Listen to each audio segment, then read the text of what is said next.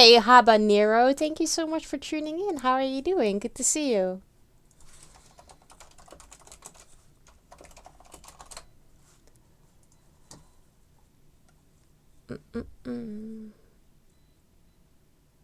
Let me start the game for some background noise.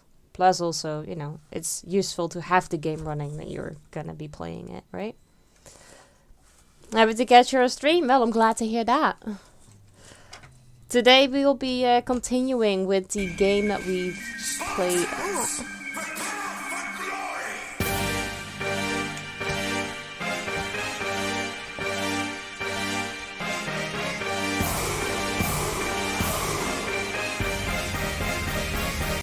Thank you so much for the sub. I really appreciate that. Thank you so much.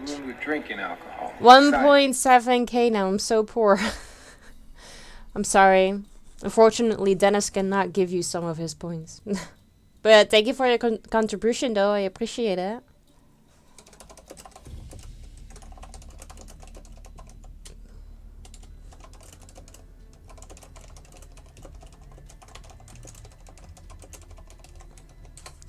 Let me put this one here. Pink fluffy unicorns dancing on rainbows.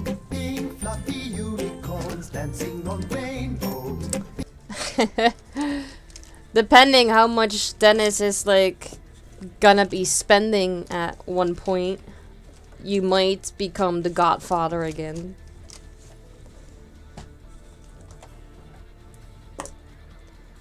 Alright. New day.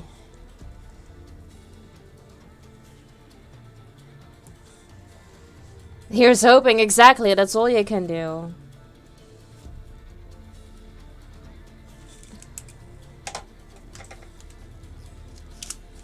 Well, Habanero, thank you so much for that sub.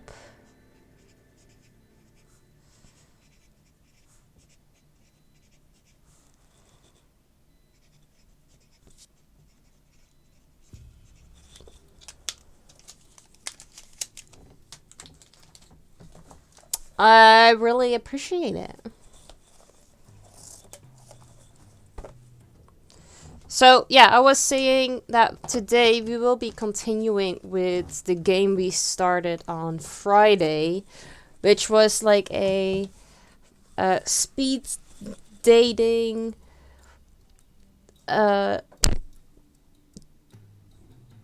detective game, because people died. And we need to figure out who. That's what they say. If you don't know what the reason is, then it's about money. For what? Well, I guess. Skip scene, yes. Okay. Credit. Wealth and honesty are usually. Are you not entertained? Are you not entertained? Hey, Roz. Good to see you too. I'm fine, thank you. How are you doing?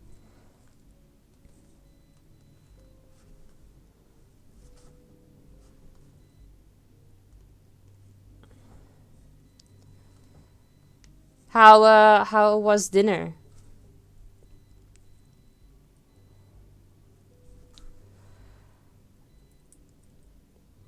It's a good year. Good year.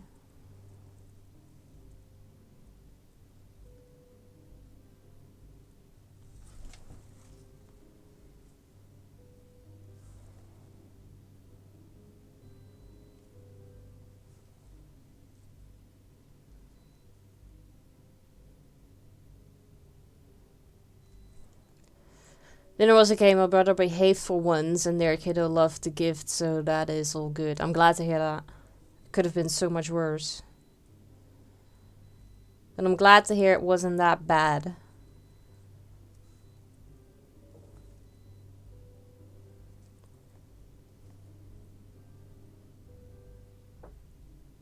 I'm just getting my stuff ready. I really need a bigger intro. A longer intro. Okay.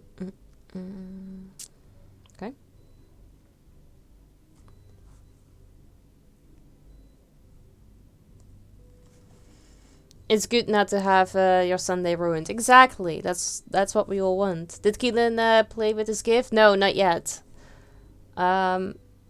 Because we went back to Nissa's place and he got to play with all the stuff there. Because I left it deliberately in the car. He also didn't mention it anymore, so I guess he got over it. Hey Alpha, good to see you. How you doing? How has your like week of absence? That sounds weird. Like the Thanksgiving with the hunting and stuff. How did that go?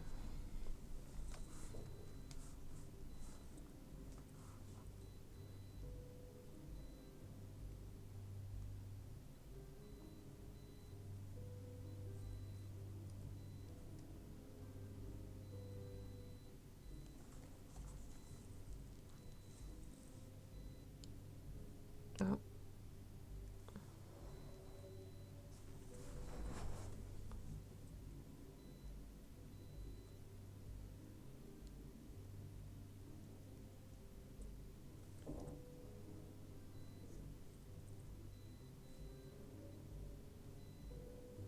I wonder if Twitch is gonna be twitching out on me again today.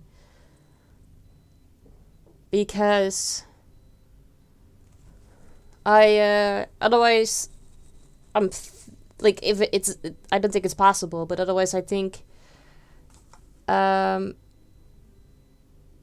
might be because of the game, but and then up straying out there for 2 weeks. And it was alright, although I fucked my knee up. Dang. So, yeah, if you've ended up being there longer than intended, it was definitely good, right?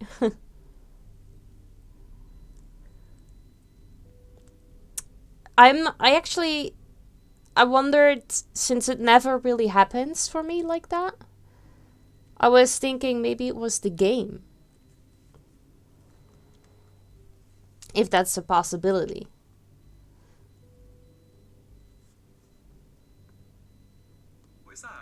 Ooh.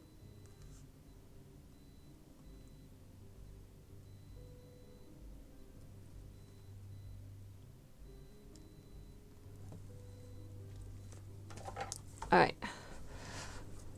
I've done all my things. I'm good to go. I'm ready. I'm all set. We can back to talking to these people. Let's see if the one particular person I think who is the killer is gonna be even more sus than they already were.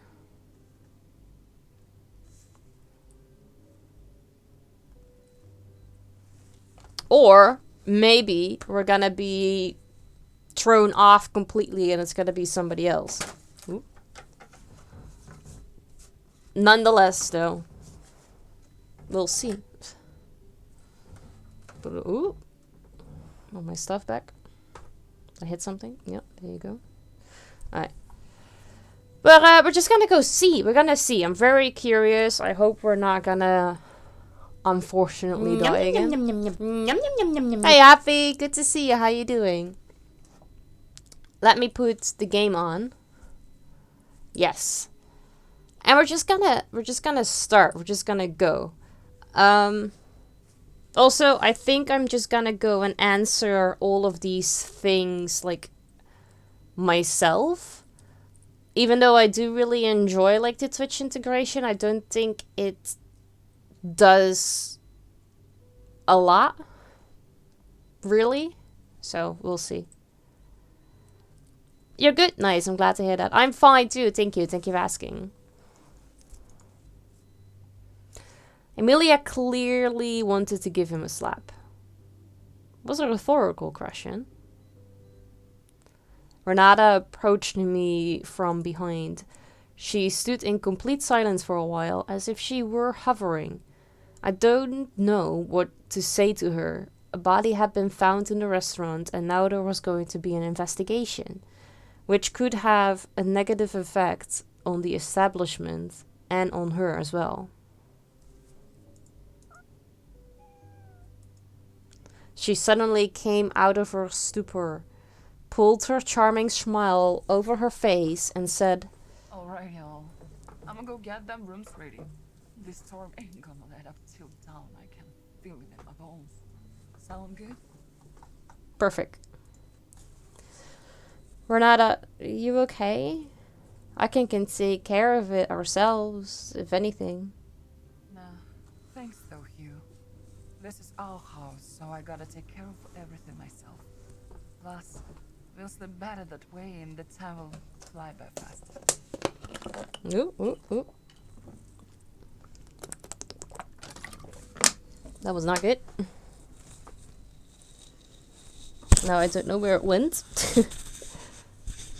Oh, I see it. It's right here. I was about to say, otherwise I need to finish this entire bottle, and that bottle is still pretty full.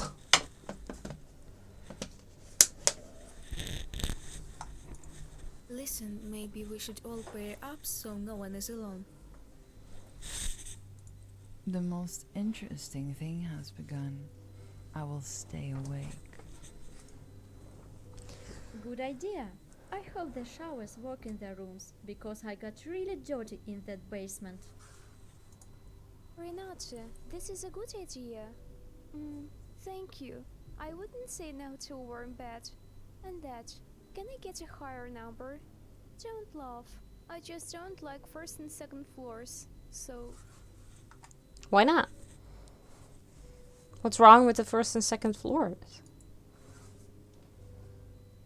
I didn't mind going to bed myself. The only thing I wanted to do that day was to forget it as soon as possible.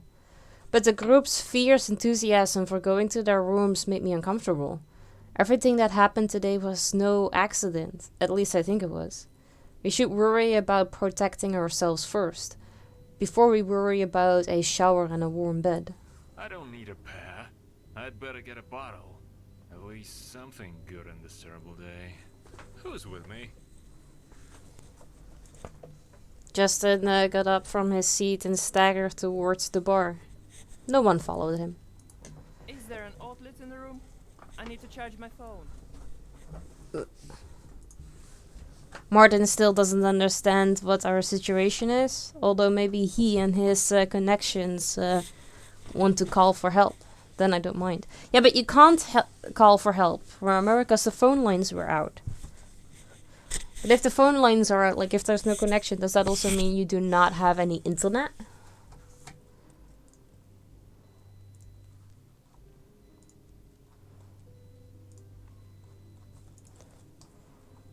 And I'll probably stay by the fireplace, warm my bones.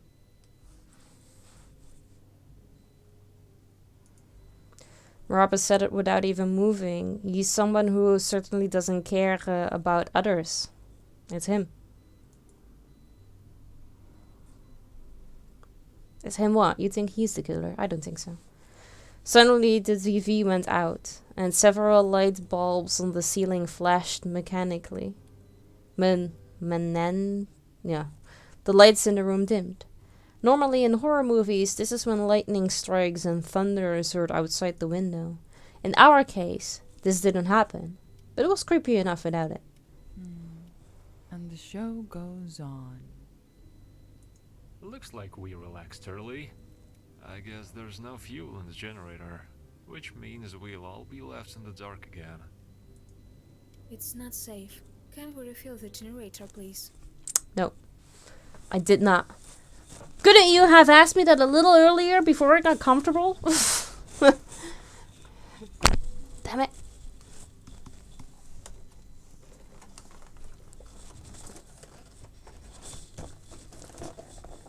Shot off today.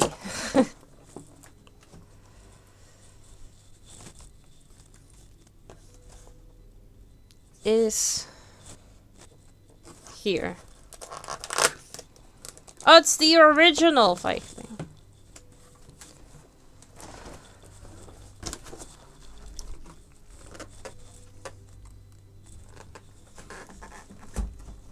Yeah, there you go.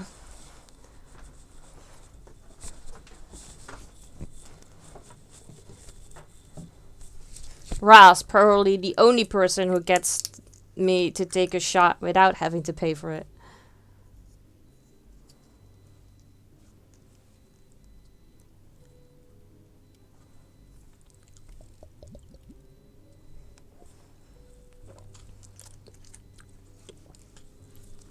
Hey, Robin. Good to see you. How you doing? Hell yeah, we've got a real badass over here.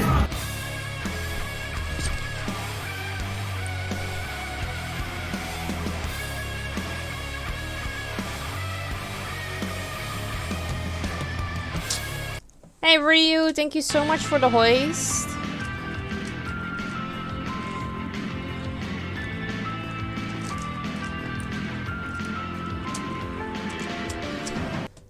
Yes it is, Arthur. I'm fine, Ryu, thank you. How are you doing? Doing well, literally just got back home. Oh, what have you been doing today? Love it when everything comes together. I love it when things come together too. I'll take the free daily shot redeem. Yep.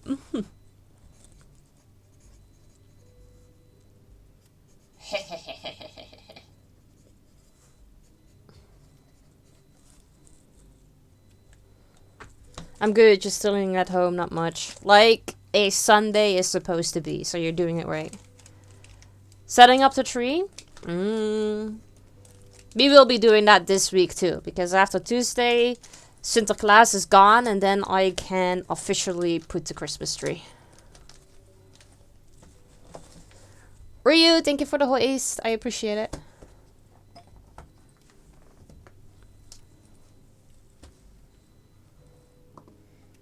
Now I need to get back in my position.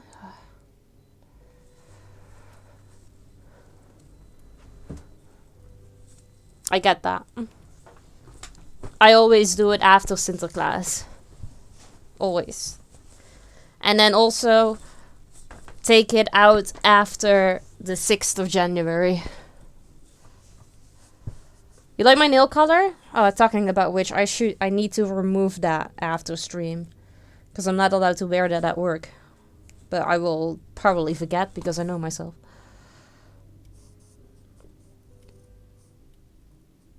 If I remembered earlier, I would have timed it better. That's okay, don't worry. So, no, not after Santa Claus. The Netherlands has another kids' holiday before Christmas. Sinterklaas is different from Santa Claus. I guess you can call it like the Dutch version of like Santa Claus. But that Sinterklaas kind of starts in like the end of November. And then ends on the 6th of December. So on the 7th of December, I'm allowed to put my Christmas tree.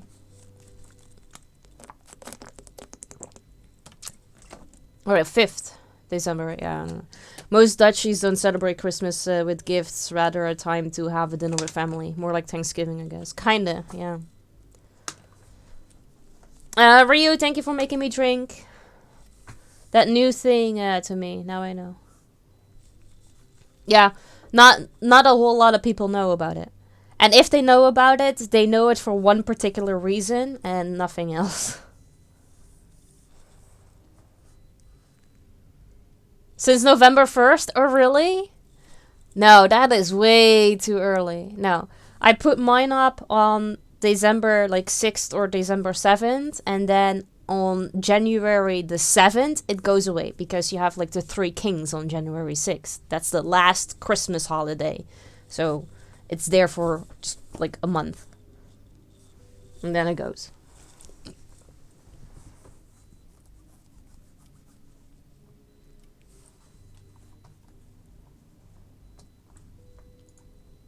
Refill? I thought it wasn't battery. Of course you can, honey. Ain't nobody thought it would come to this, though. Damn it, Renata! Does anything in this house even work? They loved our huge tree. I live elsewhere, Orlando. Ah, okay. I mean, I get it if you have, like, the room for a massive tree. Makes sense. I don't know if I should get a little first time. You should bring some of the holiday festivities into your house. I always, like, I don't really care about a whole lot of things with Christmas, but I do really love to decorate because it's so cozy and just great. Like, happy feelings. Exists the other festivity which is exclusive to one of the islands, Ameland. Oh, really? Sunneclaus. Oh. Oh no. If I'm decorating, I need to have the music on, like loud, and I'm blasting and I'm singing along. It's great. I have my Christmas hat on when I'm like decorating the tree and putting all the stuff everywhere, and I light candles, and I love it. It's great. Love everything about it. Room for like a 6-inch plant? Oh, it's something, right? Definitely. And even if it's like just a little tree, it will bring you so much joy. Okay, so stay away from Iber around Christmas. Got it. So you're not a fan, Robin? Christmas decorations, good vibes, joining Secret Santa, of course. Exactly, that is also part of it.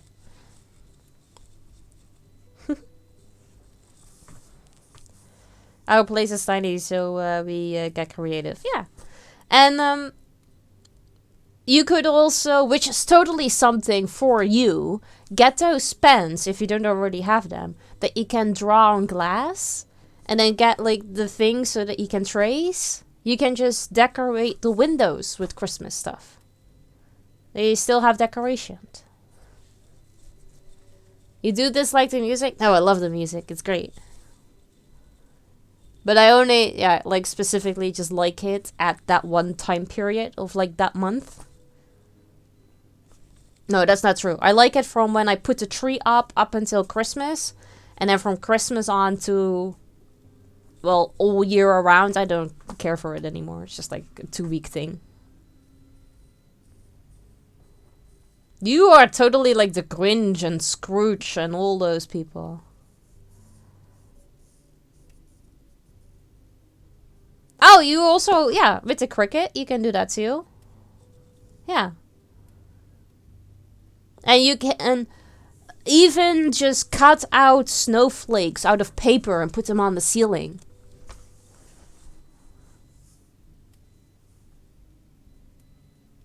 Do not watch Christmas horror movies? What do you mean do not watch them? They are fun. Totally watch them. I mean, somebody gotta fill that role. Happy to do it. We've all got our part to play.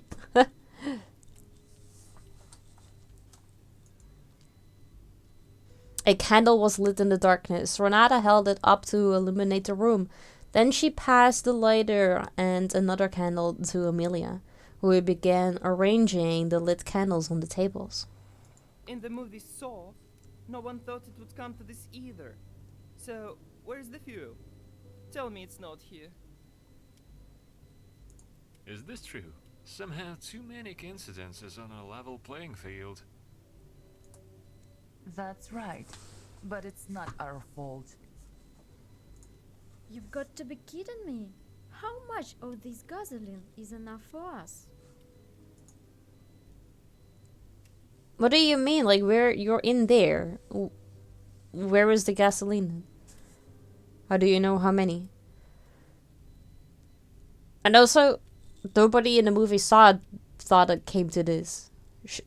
Sure. But Keaton did great with Sunneclaus, which was good to see. I know, yeah. I'm very pleased. The light bulbs abruptly turned off and only a pair of dim candles remained to illuminate the room. The noise of the basement generator gradually faded and melted into silence. Apparently, not for long. Well. Ain't no need to freak out just yet. I think it's time to panic. I feel kind of bad. Now all that was left in the restaurant room was the red, pulsing and flickering light of the fireplace flame. Amanda was shifting nervously from foot to foot. We all had obvious reasons to be excited and worried, but he was already very nervous. Agatha quickly took notice and decided to take matters into her own hands. Do we have any more candles? I love the original Grinch movie. I don't think I've seen the animated one. Like, I know what he looks like in the animated movie. But I don't think I've seen, like, the full bit of it. Is it, like, basically the same as the original, but just animated? Or is it a different story? Hey, Dennis. Good to see you. How you doing?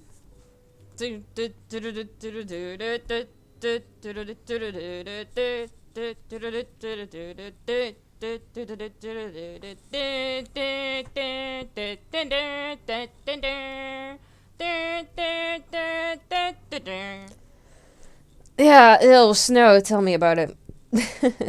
Pretty much the same plot and feels. Ah, okay. They just animated it for like the next generation, probably. Some characters and jokes are new.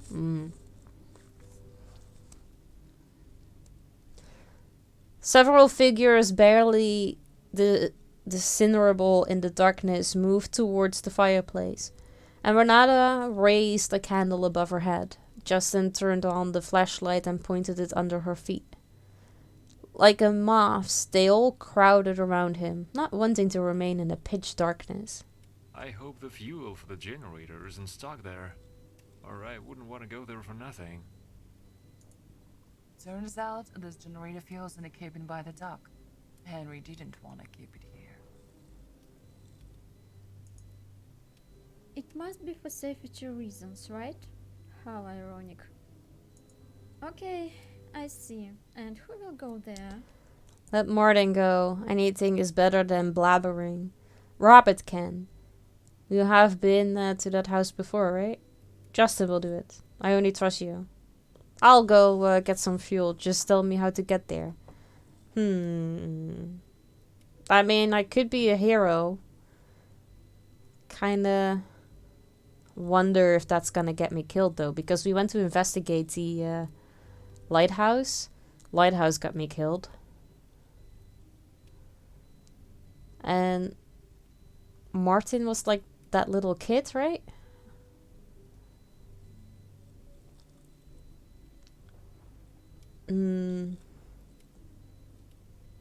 Wait, let me first save, and then I'll be a hero. It's fine. Why didn't anyone talk me out of this idea? I put on my raincoat and opened the door to the storm. Judging by the downpour, the weather had only worsened, and I didn't understand my impulse to go anywhere. But now it would be stupid and cowardly to refuse. Could it be my coincidence and my desire to be a hero? Ha! See? In fact, we could easily spend this night without light. You could, if people were just gotta go to bed. Or just sit with the fireplace. I walked carefully down the path that led to the cottage near the pier. In my chest, an irritating feeling of anxiety was growing, and my thoughts were treasuringly confused. Anxiety mixed with fear of the unknown. When I got to the cabin, I turned around sharply at the rustle behind me. It sounded like the wind had picked a dry branch off a tree. I needed to take my mind off of my thoughts and stop getting so wound up. I was about to start suspecting the air. I opened the door and stepped inside. Looking around, I noticed a steel barrel in the corner of the house. They usually keep combustible mixtures in it. I hope there is something left in there. I tried to move it, no luck. It was either stuck to the floor or completely full. I unscrewed the cap on the neck and I smelled a pleasant gasoline scent. There were empty canisters next to it, which was where I intended to pour the fuel with the hose. With a bit of struggle, I managed to get the hose down the throat. I grabbed the canister. My hands smelled like gasoline. It took me a few seconds to get dirty. While I was refueling, I heard some noise behind me again. Or behind the walls? Finally, I poured the fuel into a larger canister and set it aside. I was about to find a rag to wipe my hands with, when I heard the noise again.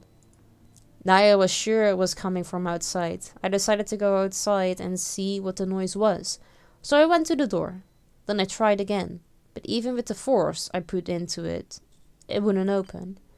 I saw something fly in through the ajar window and fall to the floor, shattering.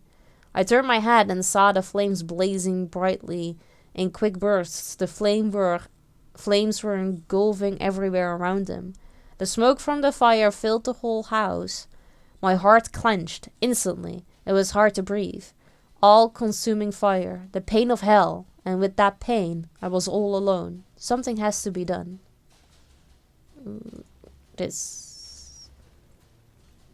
The wrench was strong enough that I tried to open the door with it. Using it as a lever, the door started to give way. But I couldn't stay in the fire next to the door for long. The flames turned my hands and heated the tool, which ironically could have been my key to salvation. I fell down before I could unlock the door. Is this water? I saw a bottle of water lying on the table. Without thinking, I grabbed it and threw it into the fire, hoping it would help me survive. When the bottle touched the fire, I heard what sounded like crispy phlegm. It began to melt, and after a few moments it turned into a liquid mass and quickly spilled over the surface. I hoped that the melted plastic would put out the fire, but instead thick smoke began to rise from the rest of the bottle and quickly filled the room. I tried to breathe, but the air was so toxic that within seconds I began choking. I soon lost consciousness. The hero died. Burned alive. Damn it. I got burned. Oh, I tried to be a hero and it killed me. It's a good thing I saved. And that was also the autosave. Don't be a hero. Yeah, that is it. Okay, I see. And who will go there?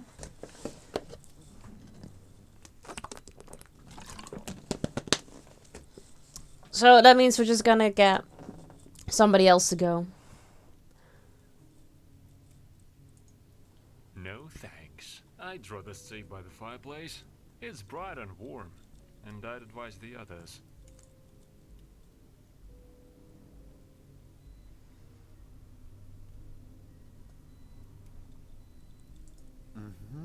Yeah, I'm already running. Maybe I should also hold a rubber ball in my nose and jump over the ring? Do I have to go? Oh. Alright, I will go get your stupid fuel. At least I'll have a break from you for a while. And the weather is getting better. I'm gonna take some pictures on my phone. I don't think the weather is gonna be better. I looked at Robert, who stood up determinedly from his chair and headed for the exit. I'll go too. Why do you suddenly want to go? Why? Do you think I will get lost? The two of us can do it faster. And we'll bring more fuel too. It's easier with two. Are you sure you want to go out now? It's dark and ain't nobody trying to die tonight. Yeah, we're fine. We will be quick. In and out. That's what he said. Please, come back soon. Martin and Robert put on their raincoats, and in a few seconds they left the restaurant. I felt kind of embarrassed that I had directed them there. In fact, Renata was right. We could have easily spent the night without lights. The guy slammed the door on the other side, and soon we lost sight of them in the shadows of the night. I looked out the window and was relieved that I hadn't gone with them into that storm. Not only was the weather terrifying, but walking at night could be dangerous. I turned around and noticed that the others had gone upstairs, probably to warm up in their rooms under the blankets. Should I do the same? I noticed that Amelia was about to go outside. I was seized myself with a desire to approach and find out where she's going. But I didn't have time. She closed the door right before my face, and I was left alone in the dark hall.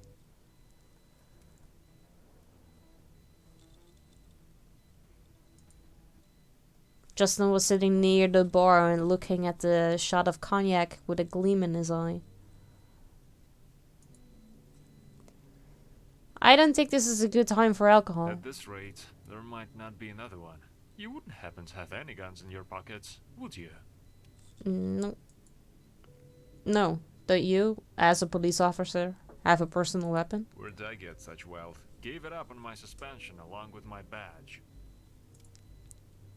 Justin definitely lifted the edge of his shirt under which the police badge used to be affixed. What were you suspended for? That's nothing new. We, you know, are brought up on fairy tales and cartoons. There, princesses are loyal, and nothing's more important to man than honor, conscience, and a word given. And everyone wants to be these brave heroes. But somehow, when we grow up, we become more like hook-nosed henchmen. You know, the kind of sneaky scumbags who suck up to the main villain and make intrigues for the hero. I'm not quite sure where you're going with this. My point is, life is a hard and nasty thing, obliging you to constantly overstep your principles. And you either stay a hero without a badge, or you sell your conscience. Conscience is more expensive than the icon. Who will see your conscience? That's what I thought. Yeah, it's no big deal. Came in on a call with an intern. Typical ghetto neighborhood. Noise, shouting, dishes clattering. Thought it was just a regular family scuffle. It's common after the holidays. The door was opened by a man, apparently the husband. And I see he has blood on his hands. He didn't even wipe it off his knuckles. You should have seen her face, Hugh. Wounds like that don't heal. Well, I had to arrest him and take him to the station. Make an example for the trainee. But he had so much shit coming out of his mouth, I just couldn't take it. I jumped him. And that was it. Now his wounds won't heal either. I think if I were you, I would do the same. Need a drink. Splash it to me. Isn't self-control the main thing to police? Welcome back. I mean, honestly, I might do the same. Uh-huh. Everyone tells me so. Justin was sitting near the bar and looking at the shot of cognac with a gleam in his eye. What do you think of the trap in the basement? Such a trap could have been set by anyone. Justin was sitting near the bar and looking at the shot of cognac with a gleam in his eye.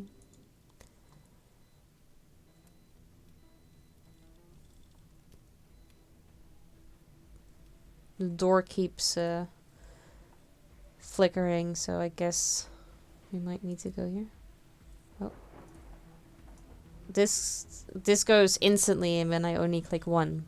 I cannot check the car.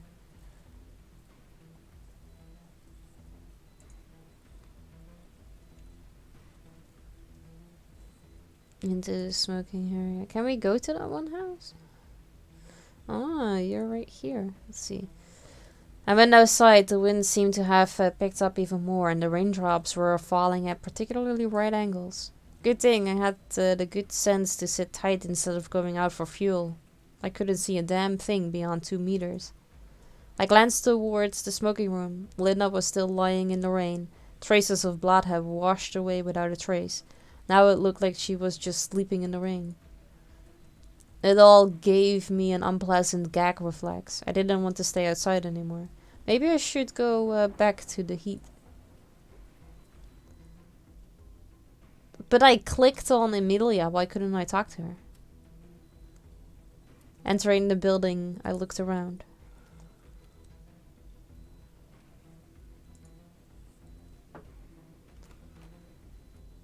Which door is this? Yeah. So now she's also gone.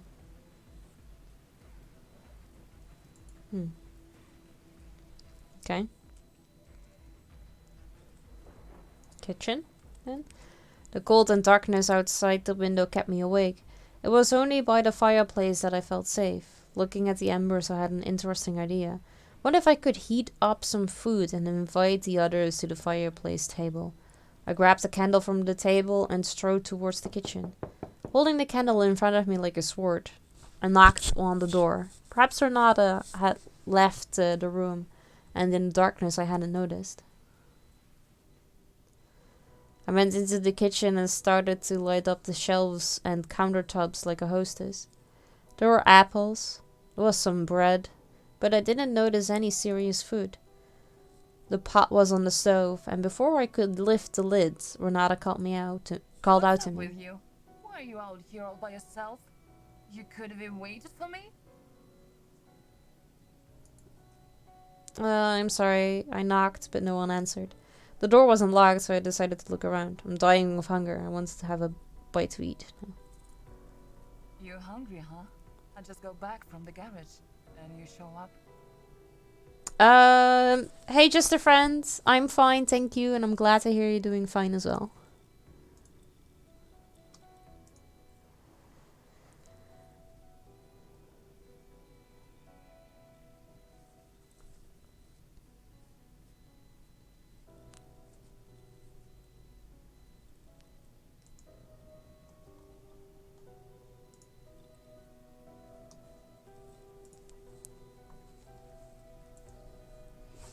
Renata put the cardboard box on the table. She took a knife from the wall and opened the top with a slight movement of the blade. The box contained chips. Apparently, Henry was buying them for the restaurant as a snack. I looked at Renata, as if she were frozen, staring at the knife in her hand. Don't you have any normal food? Renata came out of her stubber, smiled at me and replied. Ain't no food here, but we got plenty of booze. If you wanna get lit, go to the bar. Why does this restaurant not have any food? I would like to keep my mind clear. Yep, we could all use some clarity up in here. What's up with you? Why are you out here all by yourself? You could have even waited for me? I did. Did you see something strange before the lights went out? Nah, I've been busy all day. Didn't notice anything unusual.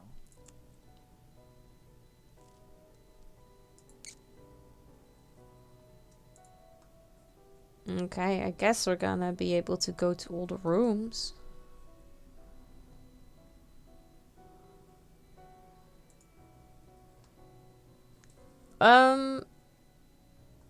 Actually, I hadn't really checked.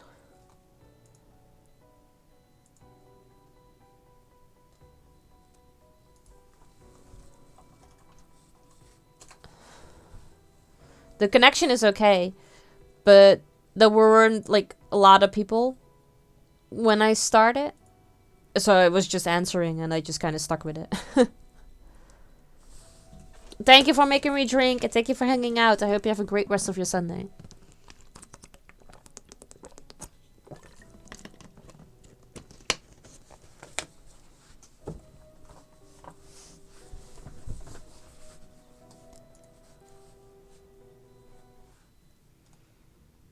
Stairs. Let's see if we can go up in the rooms. I'm gonna go to 2 in the office. As I approached the room, I briefly knocked on the door. Almost immediately on the other side of the door came a soft voice. Who's there? Is this you? Oh, and why did you come? I just wanted to talk to you. Agata opened the door for me. As she stepped over the threshold, she immediately locked the door. Cat. How are you? I'm fine. No need to worry about me. You don't look it. Renata just came in. She wasn't wearing any makeup and she asked me what it feels like to be electrocuted. She wanted me to give her all in the details. She's not herself after what happened. But you could have kept the conversation going. I'm sure you know that in detail. It may be amusing to you, but not to me. Tonight reminds me of my first night shift.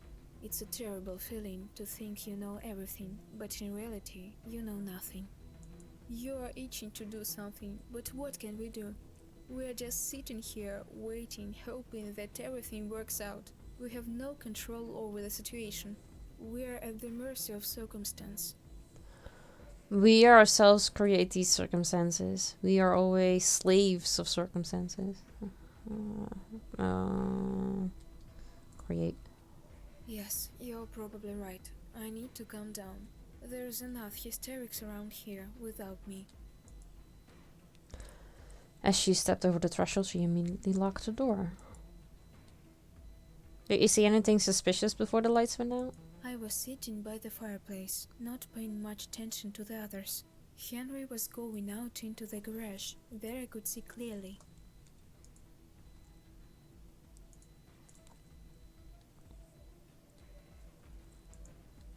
This room is closed. I wonder what's behind this door. It's the office. Cat. Not a kitty cat. And a dance, and a dance. As I approached Amanda's room, I gently knocked on the door and waited. No one answered. Tried to pull the knob, but the door wouldn't budge. I guess Amanda, like a lot of people, locked herself in and fell asleep. It's been a rough day.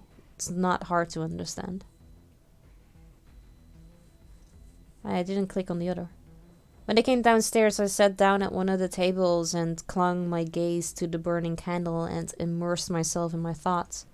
At some point, like a thunder from out of the blue, there was a deafening explosion in the street, and it was so strong that even the windows trembled. Those who were with me on the first floor started looking at each other, and after a couple or 3 minutes, the rest of the guys came running in. It was quiet and calm here only a short time ago, but now panic was growing. With every second there was a general commotion, and rumbling of voices. Hey V, good to see you, how you doing?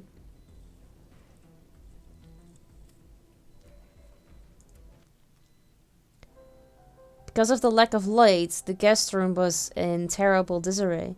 A large figure, apparently belonging to Justin, was illuminating the scene with a flashlight. No problem, Luke. You do you. Thank you for the lurk. I appreciate it. I hope you're well. Is everyone okay? I think so. My God, what was that? Looks like the explosion happened at the pier. What about the other? I don't know about you, but I'm gonna check it out.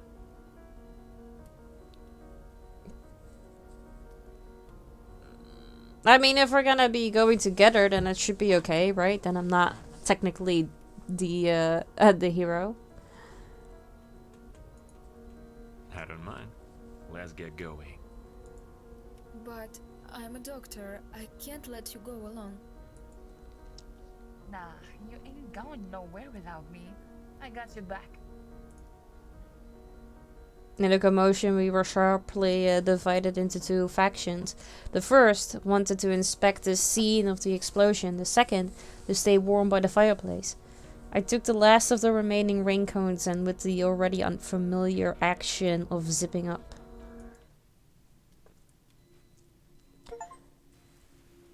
We rushed to a place where the light of a burning building cut through the darkness of the night. The rain was pouring down and the wind howled so hard it clogged our ears. But the fire still refused to go out. The fuel stored in the barrels partially filled over the area, mingling with the puddles. It was like a biblical scene from hell.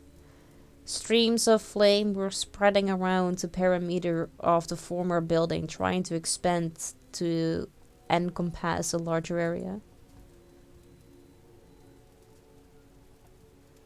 Justin clapped me on the shoulder and pointed his finger deep into the fire. There, in the light of the flames, a charred body in decay, clothes was visible under the rubble. Do you think this is Martin? Obviously, yes. Or rather, what's left of him. Smoking is bad. But how? How did this happen? Renata, is this your fuel warehouse? Renata calmed down a little, barely speaking. This ain't our spot. Fishermen stash their gear here and keep gas for their boats. Henry hooks them up. Sure, not ours. When you send a man in a storm for gasoline, it's yours. But as soon as there are embers left of him, you disown it. You finally decided that 102 is good enough too? No, I do. I still need 22%. We are at 78. We're getting very close though. So probably like either the end of December or... Oh! I had it written down earlier, but... Did I forget to pin it? There you go. No, I still do. I had it written, but I guess I forgot to pin it. You need 22% more. I think we'll get it at the end of December or otherwise somewhere in January. But thank you. Stop it. She is not responsible. Show some compassion. And besides, gasoline doesn't burst into flames. It has to be ignited. And places where combustibles are stored have clear safety requirements. And obviously not all of them were followed. Yes, I agree. But we can't blame Renata for this. No one could have foreseen this. Well. And we're sure it's... Didn't have time to finish my sentence. One of the supporting beam tilted and fell, bringing down the last of the surviving walls and causing a shower of sparks. We moved away from the burning house. But I only see Martin. Where did Robert go? Really? Where did the second one go? I hope he wasn't harmed in the explosion. Maybe he returned and avoided it somehow. Huh. He could have been thrown away by the explosion. Or is he there? Under the rubble. Let's take a look around the area. Maybe we'll find something that might shed some light on the cause of the fire. Just don't scatter. No more heroics. And don't go near the fire. We don't know how much explosive shit was stored in that shack. We scattered around the building, but of course we found no trace or hint of the cause of the fire. In the puddles, we came across muddy gasoline stains and blasted planks. I stepped a dozen meters away from the building to catch my breath from the fumes that had entered my lungs. In the puddle half a meter from me, I noticed Robert. He was lying face up and obviously unconscious. Ata, thank you for making me drink, but also thank you for thinking about the entire chat. So I expect everyone to hydrate with me.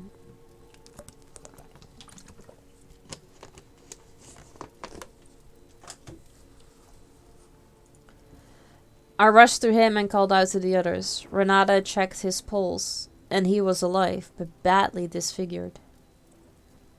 Hey Abaya, did you know pool and snooker balls came from elephant ivory tusk? And when the Americans killed almost all the elephants, they could not produce them anymore, so instead they used nitrocellulose known as pyroxylin. Flash paper and gun cotton. Sometimes the new balls were known to explode during a game like a bomb. Oh, really? That I did not know. That is an interesting fact. Hey, designer, good to see you. We hastily constructed something like a stretcher out of sticks and raincoats. Good thing Justin took a first aid course. The rain was gradually dealing with the fire. Agata offers to wait until everything has burned through to examine the body of the deceased, as well as to shed light on how it happened. But Justin rightly pointed out that there was almost nothing left of the corpse, and we wouldn't be able to tell how the explosion had happened anyway. I was already soaking wet and covered in soot. I think we need to take a look around. Better get back quickly. I mean, yeah, Justin is right. If you're gonna go, we can barely see anything, right? Because Emilia is not here either, so she is, again, getting more and more sus. I already said on Friday that I think that she is the killer. Because she also went outside when they went outside. Agata also cold as hell. So was I. Besides, we had to get Robert back to the building to treat his wounds. She didn't argue and we advanced back to the restaurant. When we got back to the restaurant, Emilia shined a flashlight on us. They were teary-eyed from the bright light, but it was obvious that everyone was glad we were back. and how much they changed their faces when I and Justin dragged the stretcher with Robert. What had happened was clear to them without words. What had happened reeked of a deja vu effect. I finally threw off my drenched raincoat, and I noticed that the temperature in the room had dropped noticeably. The fireplace couldn't handle such a large room, and the heating must have depended on electricity. The general silence was interrupted by Agatha. Can someone please bring me the first aid kit? We need to move him to the room and tend to his injuries immediately. Henry had one upstairs. I rushed to the second floor, trying not to break my legs. The door to Henry's office was unlocked, and I found the medicine cabinet pretty quickly. I slipped a little as I flew up the stairs, losing my balance, but I managed to stay on my feet without falling. So now it's unlocked, but Renata was with us outside after we went up the stairs to check, and then the office was still locked. The guys had moved Robert to a separate room on the first floor in the meantime. Agatha wasted no time in conjuring up the casualty, and we withdrew so as not to disturb her. Amelia immediately began her interrogation. So, how long are we going to keep quiet? I suppose Martin is dead? Yes, the warehouse burned down, along with the fuel for the generator and... After a short pause, Justin added, Yes, the warehouse burned down, along with the fuel for the generator and, along with it, also was Martin. The blast threw him aside. It's a miracle he survived there. How did he die? Burned to death? Horrible. That is horrible. I think he was killed instantly by the explosion. That would be the best scenario. Dana didn't say it very tactfully, though it was on point. He must have died instantly. Agatha was all stained. The sleeves of her snow-white shirt were completely covered in dirt and soot. She, immersed in her thoughts, seemed to be calculating variations. And we were just waiting for her to tell us what happened to the I victim. believe he will pull through. He has severe burns, but thankfully his organs aren't affected. He must have been outside the house when the explosion happened, which was fortunate for him. This isn't an accident, is it? Again? You say it with such a smile on your face. It is. I don't consider it an accident. It's more like a clear pattern. No, this is definitely malice. And my experience tells me that the killer knows the terrain, for he uses the place itself for his atrocities. First Hey, the Mama. generator. Good We to had see you. no How you idea doing? How it worked, but he did. Now the fuel. Justin turned to Renata, who was handing out tiles to everyone outside. He raised his voice that she was paying attention to him. Hey, Weebad, how you doing?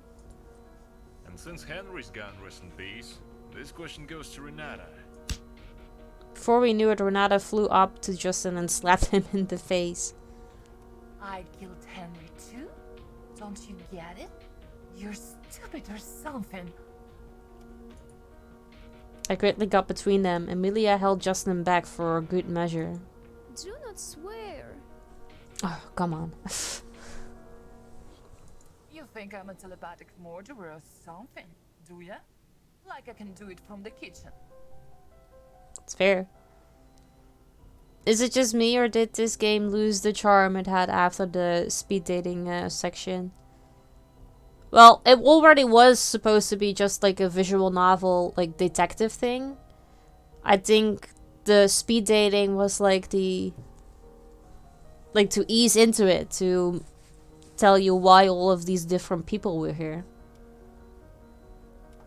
I mean, the speed dating was fun, so I get what you mean.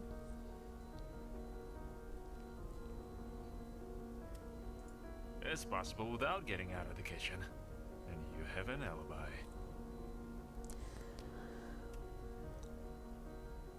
I wonder how they were gonna pull that off then, Arthur, if that was the case.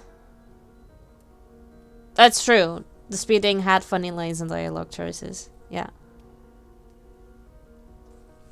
I think I have the 5 dates, like, you know, the prologue to 10 dates. Maybe we should play that someday.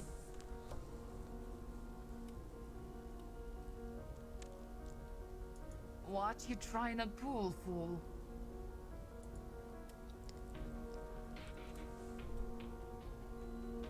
Suddenly Renata pushed me away and began frantically gathering up the scattered towels around the restaurant. We could only hear her cursing to herself in Spanish or Portuguese. I had always confused those languages. You really buy too many games. Yeah. Justin. Oh, there's 10 minutes already up? Well, good to have seen you. Till next time. Stop it already. It's scary enough as it is. Bye. Justin, ignoring the others, walked over to the bar, grabbed some kind of bottle, and staggered towards the fireplace. Maybe we're all dead. Dana said it frighteningly. I remembered a couple of movies with a storyline where all the weirdness was explained by a purgatory, in which all the heroes were cynically tormented after death. Apparently, that's what she meant, but I don't believe in that kind of plot or purgatory. The impossible can become possible. It just requires more time to figure out. This is exactly what I want. So where were you at the time of the explosion? We turned our eyes to Amanda and Amelia. Why are you looking at me like that? No way that she is the killer, right? I mean, if it is, then that is such a big plot twist, because that's the person you expect the least. Have a good rainbow, Roz. Amanda, where were you when the explosion occurred? Can you tell us? And I am, you know, in bed. There. Amanda extended her finger upward, pointing to the upper floors. You were just sleeping. Amanda nodded vigorously, her hands trembling violently as she tried to adjust her glasses, which had slid down slightly. Justin smirked and poured himself another glass before turning his gaze to Amelia. Okay. Well, and where have you been? Hey, I don't have to report at all. I was in the shower. See, my hair is still wet. No, you were outside. I'm sorry, but our hair is also wet, so that doesn't serve as an alibi. Exactly. Yes, I see, but I haven't been outside. No, you have. You went outside. I saw it. This doesn't prove anything. God damn it, you make my head spin. You sure it was her and not the alcohol? No one has answered this question, suspecting everyone is good, but it doesn't help. Now we know that we need to be vigilant and stick together. We can't go anywhere alone. We have to stick together. I agree, you need to be in front of everyone and not disappear from sight. Yeah. I mean, was it not obvious before? Also very fucking true.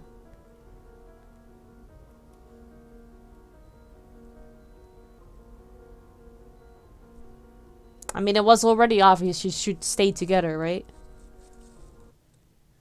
No one reacted to my remark, apparently, because they felt the same way.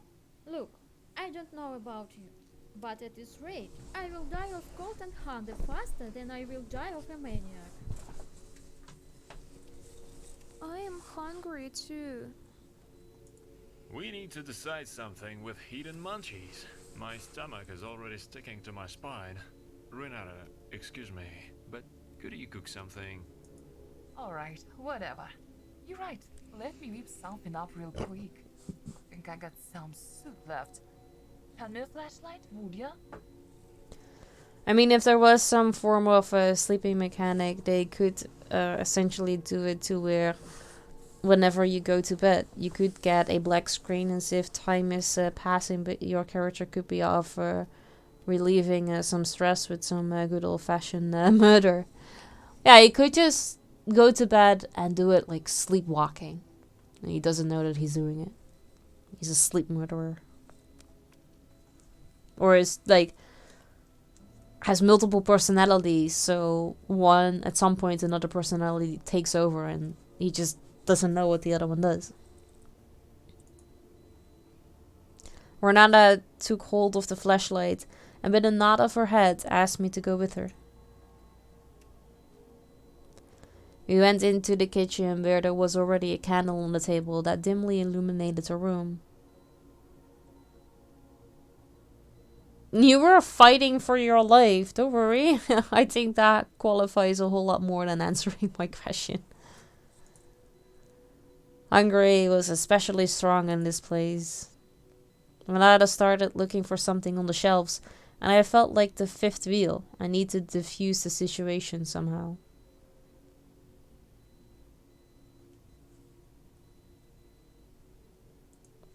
I don't know what came over me. Guess it all just hit me at once, and this accusation just set me off. I'm pissed. You get me?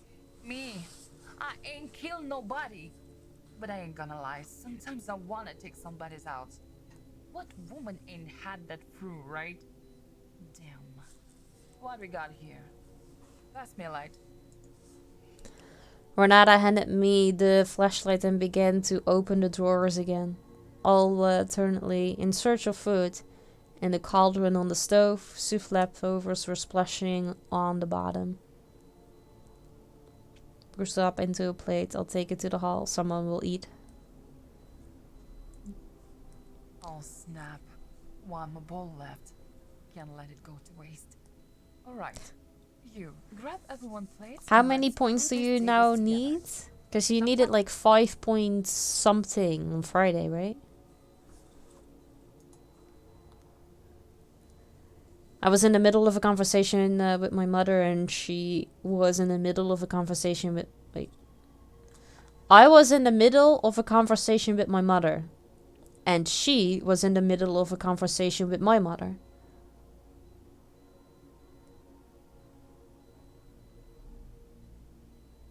What? I was in the middle of a conversation with my mother. And she was in the middle of a conversation with my mother.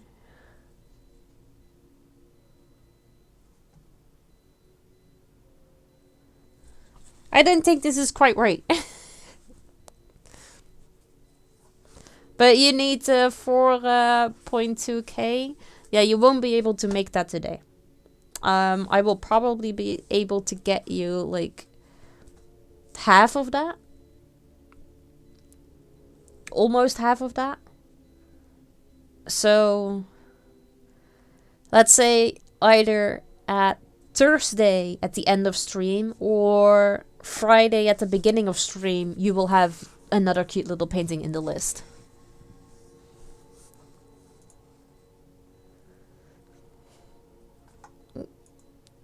Back in the hall with dishes in my hands, I quickly put them on the table. Justin offered to move the tables together. I decided not to seek any more adventurers and stayed at the center table. Justin soon brought a bottle of rum and 2 glasses from the bar. Apparently he wanted to pour for someone. Perhaps it was intended for Renata as an apology. Wait, you won't keep streaming like when Robin needed points? Yeah, but Robin needed like 2k points. That is so much easierly done than 4k points. I need to go. Take care of my own chat. No problem. Thank you for hanging out. And I hope you have a great rest of your Sunday. Others began to converge on the table waiting for food. Amelia was sprawled out in her chair and seemed to be dozing. Candlelight illuminated the empty table. We moved the couch so that it blocked the fireplace, making the room darker and darker, but allowing everyone to fit around the improvised table. Yeah, not gonna be late for myself either today. Just don't click on the point thing and you will be alright. Just don't click on it. I'm kind of knackered from the socializing today and still need a good rest before tomorrow's big day. I get that, yeah. And I also don't want to be streaming for too long because I have to wake up at 5:30 again. Everybody noticed Amelia snoring. I don't know how she does it. She can fall asleep like that. Just put her head on her side and she fell asleep right away. Hey, Amelia? She shrugged and carefully walked over to the table, gently adjusting her skirt. She sat down at our table, trying not to make too much noise. Then she lifted her head and looked at everyone present until a smile appeared on her face. I usually have trouble sleeping, tossing and turning for hours. Would it be helpful to get her a blanket? Dana slowly approached us, head bowed and looking for her seat. The table was full of empty chairs, as if to remind us of today's losses. She sighed and sat down very demurely, her eyes on the floor. I'm kind of torn between going to bed extra early or try to get some studying in. I mean, you can still do both, though. You can still, like, study for, like, an hour and then go to bed. That is still early, right?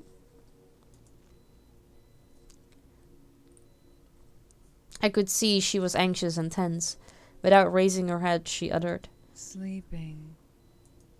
Amelia no longer reacted in any way, but just peacefully snoozed curled up in his chair. In her chair. I thought Amanda would go to sleep first, not Amelia. So, my consciousness is clear. My mother says so.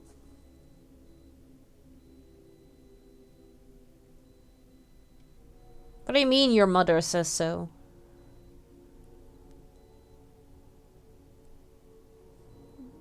Have you talked to her? Because the phone lines are all dead. So we're sinners. I know my sins. But what about yours? Conscience is a mental process. Amelia is cold-blooded. I mean, she doesn't seem to be, like, caring the fact that she's the murderer because she just sleeps. That is also true. We haven't done anything wrong, have we? I can't think of anything. Can you? Hey, and thank you so much for your contribution to the iBob Raw stream. I appreciate it. How are you doing? Actually, the trick is that if you want to fall asleep, you have to try not to fall asleep. When my mother told me bedtime stories, I always tried to listen to them to the end, but failed. Also chilling. And I'm fine, thank you. Glad to hear you're doing good. That's how I lay in bed and struggled with sleep, but the harder I struggled, the faster I fell asleep.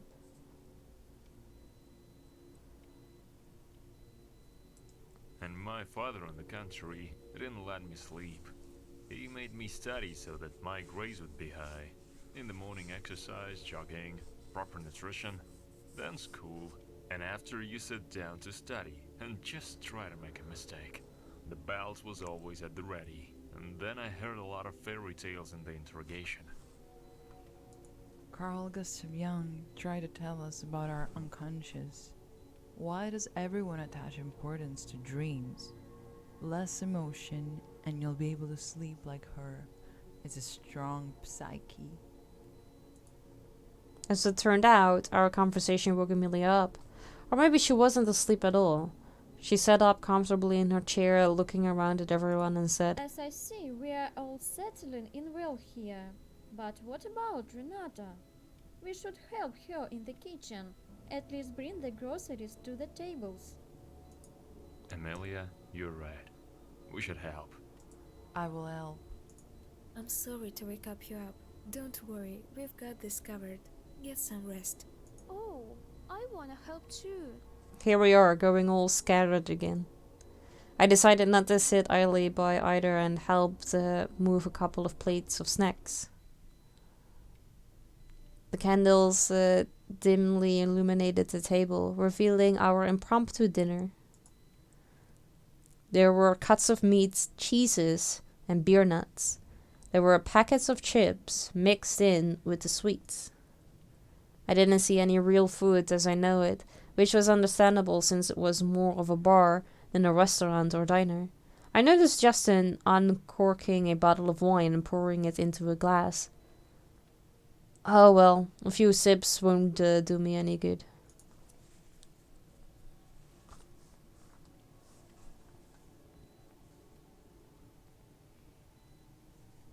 I mean, I don't, like... I kinda don't wanna... I want a couch. I need to take my place too. There's no truth in feet. What unhealthy food. Thank you, Renata. It's like I'm back in the school cafeteria. I mean, you mean like yesterday. Because you're still in fucking high school. What? I thought you are a schoolgirl. She is. No, I already passed all the exams. No, you still are, honey. Anything is better than donuts. Cocks and donuts jokes. Let's eat while we still can. What about a hot meal, though? He looked at Renata questioningly. She shook her head with a sad face and answered. Damn. Unfortunately, we only got one bowl of soup left. I can pick something else of food. You want some?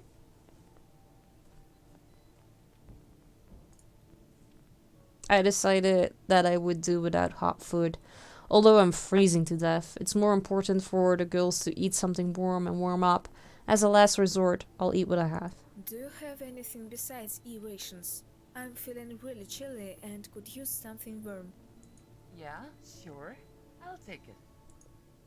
Renata left for the kitchen and we continued to share fruit from the table. Guys, pass me please the cookies and that candy over there. Amanda pointed the finger at what she wanted. They lay next to Agatha and she took them and handed them to Amanda. I prefer corn tortillas over flour ones. They are better. While Amanda opened the package of cookies, the others pounded on the slices, showing a vicious appetite.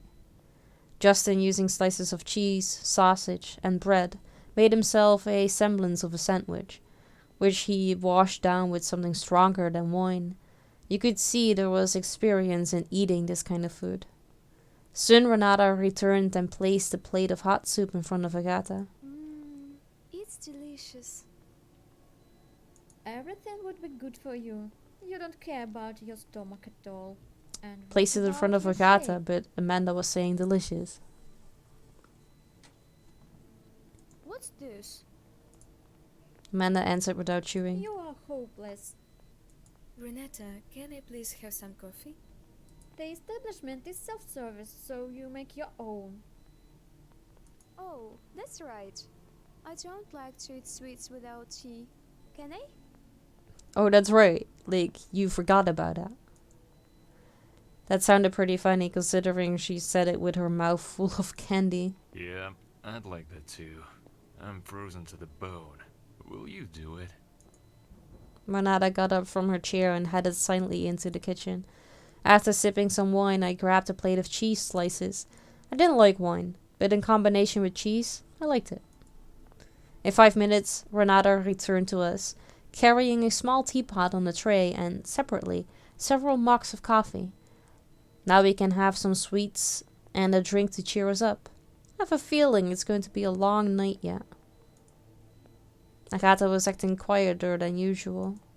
She was slowly eating her soup, which gave off a strange aroma, but I couldn't tell what the strange additive was. Amelia continued her barbs towards the others. Amanda, on the other hand, sat with her legs tucked against her chest and held the hot cup with both hands. So what are we going to do? Just go to bed? I personally am very tired. It wouldn't hurt to get some sleep. We gotta take care of Robert. He still ain't doing too good. I can watch over him at night. I wanted to get involved somehow too, but what could I do? I could stay up all night. You gonna guard us? No sooner had I answered Amelia than suddenly Agatha started coughing, trying to swallow another spoonful of soup. What's the matter? Did you get a hair? What's wrong? Oh, is the soup poisoned? But Agata choked beyond belief. She clutched at her throat, her watery eyes begging for help, but she could say nothing. Are you choking? What is this? Agata pushed off the table and fell on all fours. I realized with horror that she could not breathe. The girl was in great pain. Her legs shook and blood mixed with the stomach juices spurted out of her open mouth. It's a scary sight. In a second, the girl collapsed dead. Everything stopped. There was silence. Agata lay face down in a pool of her own blood, and there was nothing we could do to help her. Maybe CPR? The Heimlich, I don't know. Amanda stepped closer to the lifeless body and abruptly turned away. She was twisted with gagging and covered her mouth with the palm of her hand. Did she choke and die? Silly girl, don't be stupid. The soup was poisoned. It's obvious. Oh, how? Emilia is rude, but she's right. Someone deliberately poisoned the soup. Agata was killed. Renata offered me this poison, but I refused. It turns out that I myself handed her this plate and thus signed the death sentence. Although, how was I to know? I could have been lying in her place. So where did this soup come from? Who made it? I mean, that soup is basic as hell. Everybody been slurping it up all day. Well, of course, and now they're lying dead somewhere too. Quiet, quiet. The poison went off almost immediately, and the visitors all left on their own feet. It was probably spiked later. Everyone looked at Renata. Her hands were shaking and in her eyes read incomprehension. Either she was in shock, or it was time to give her an Oscar for that kind of acting. Ain't nobody had nothing to say about the soup today. I did everything I was supposed to, like always. I don't get it. Renata replied, practically sobbing. We ate and drank something that was not cooked. It turns out that all suspicion falls on Renata. But I can't believe she could have done it. Me neither. I don't think Renata did it. It turns out that I still no think one it's could have Emilia. gotten into the kitchen, especially when the lights went out. Hugh, why aren't you talking? Did you see anything? I don't know yet, but didn't get a chance to speak. I was interrupted by Justin in a raised command tone. I see. You don't know, but I do. So I'll put it plain and simple. There's a murderer among us. What? What is he saying? And who do you think it is? You. I think you. And maybe it's all an accident. Although the look on your face looks more like not real. Everyone like me looked at Amanda with surprise. She clearly didn't want to believe the maniac existed. Look, we certainly couldn't have predicted that the old house would have a leak and an electrical short, and that the explosion would be due to negligence, but... Hey Daniel, good to see you. How you doing? What are you doing? You think it's just bad luck too? What about poisoning? Emilia looked reproachfully at Amanda, and Justin continued. Luck has nothing to do with that. Somebody set this up on purpose. How can you not see that? And only one of us could have done it. The idea is to split us up and kill us one by one. We still have 8 hours till morning, so we'll sit by the fireplace, and I'll keep an eye on you. That way we'll live till morning, and at dawn, it'll all be over. But you forgot about Alexander. We still don't know where he is. Maybe he did it. Nonsense. He's probably already dead. Yeah, There's he's no with the way he could have lighthouse. gotten into the building and gone undetected. What about Robert? No one is considering the possibility that he's a murderer. And that's true. He could have accidentally blown himself up. Justin slapped his hand on the table so that the plates rattled. What the hell are you talking about? He couldn't have poisoned the soup and blown up the pier. Here's the deal. Stop playing detective. We're staying here till morning. That's what I said. Why are you suddenly in command? Because I'm a policeman. You want to keep your life, then listen to me. That goes for all of you. We're staying here. Oh, quit tripping, Justin. I mean, I No. guess he's right. I already feel like I'm in prison. You belong there. This conversation's over. It's for your own safety. You know, Captain, or whatever you are. Fuck you. Amelia, quit fooling around. Amelia waved goodbye to Justin after which she took off and headed to the 3rd floor. Dana, who had long since moved close to the fireplace, suddenly stood up and said it was a little stuffy in here. Then she followed the stairs upstairs. Apparently, she didn't like the plan not to split up. Renata, who had not uttered a word since Agatha died, walked almost silently towards the kitchen.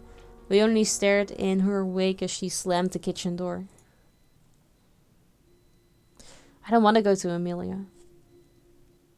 And I kind of just want to stay with the fireplace. Because we're cold. And I guess it's safe there. But I don't think it's Renata. Let's see if she's alright. Renata was washing dishes while standing at the sink. She was hardly visible, but it was clear from her nervous movements that she was on edge. Amanda leaned against the closet. She nodded her head in Renata's direction, hinting that she wasn't alright. I noticed that she was finishing an apple. This dialogue is not right. No, wait. Amanda leaned... When did Amanda go into the kitchen? Renata turned off the faucet and turned in my direction. Nah. You can't tell me what to do. I ain't bowing down to him. Who he think he is trying to boss me around like that? Hugh, get your ass out of my kitchen. Sorry. Get that hell out! Hey, let's discuss. We gotta talk. Look, I ain't feeling these orders and commands you keep throwing around. I prefer it when people show some respect. Say please, thank you, and excuse me. That's how you act when you're dealing with regular folks. Especially when you're a guest up in my spot. I don't think he meant to order you around. He's doing it for our benefit. What's in it for us, though? Life, maybe? She threw the plate at the wall. It shattered.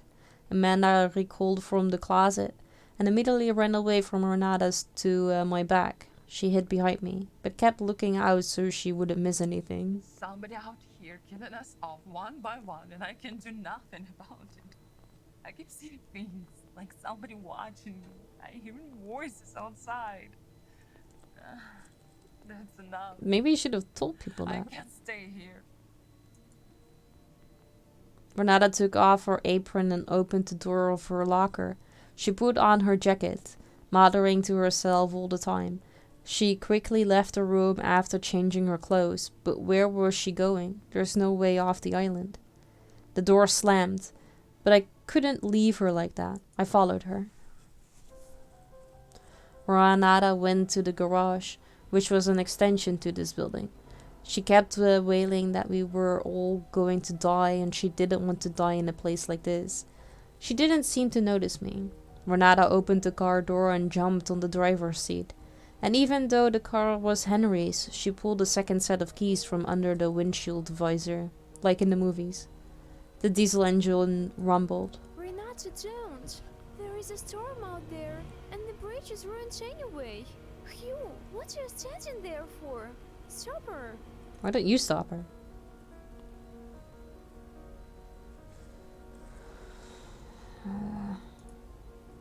I carefully approached the driver's window and knocked on it. Renata apparently decided not to pay any attention to me and just started backing up. I had to bounce aside to avoid being hit by the wheels. A second later, the car disappeared into the storm. All that could be heard was the sound of the engine being drowned out by the downpour and gradually moving away from me. Renata got so nervous. I hope nothing will happen to her. She'll drive around and calm down. Let's go check on Robert, shall we? Maybe he's come to his senses. There was nothing I could do about it. She had already made up her mind, and I could only suffer if I interfered. I should take care of those who might really need help. I went to the room where we left Robert. Dana came here before me. I don't know what kind of feminine charm she was using here, but our patient was already awake. Now he was drinking the water she had brought him in advance. I didn't want to make any noise, so I carefully entered the room. Dana looked at his burns, and it was as if she was assessing how much uglier he had become. The door creaked open, and Dana immediately looked at me. Her gaze drilled a hole in me. Oh, Hugh, it's you. You came to check up on me too? He spoke with great difficulty. His voice was hoarse, probably because he'd inhaled so much smoke. I was ashamed, because I was the one who thought he might be the killer. Yes, I see you're awake. Stupid question, of course, but how are you feeling? Great. They told me you found me unconscious. Thanks for not leaving me there. It's nothing. You would have done the same thing. Tell me what happened there. I don't remember very well. We went into the cabin, then we heard some noise outside. I went to look around, and my head hurts. He's heard a lot. I don't know why, but I believe him. Noise outside, so there was a third person there, and it definitely wasn't an accident. Do not. Take your time. Don't overwork yourself. You need to recover first. Oh, my chest hurts, and my face is all on fire. I take it there was an explosion? Is anyone else hurt? Yes. Martin died. After the explosion, we found only you. How could it be? What on earth is going on here? That's what we're trying to find out. Robert struggled to swallow his saliva, his throat feeling very heavy. He closed his eyes and held his breath as if it would help with the pain, but it only intensified, spreading throughout his body and cleansing his heart into a fist. Hopefully, his internal organs were intact. Otherwise, he might not have lived till dawn. Robert tried to rise from the bed, but his body felt heavy, like he was tied to it with ropes. Am I badly burned? Is there a mirror here? No, don't worry about it.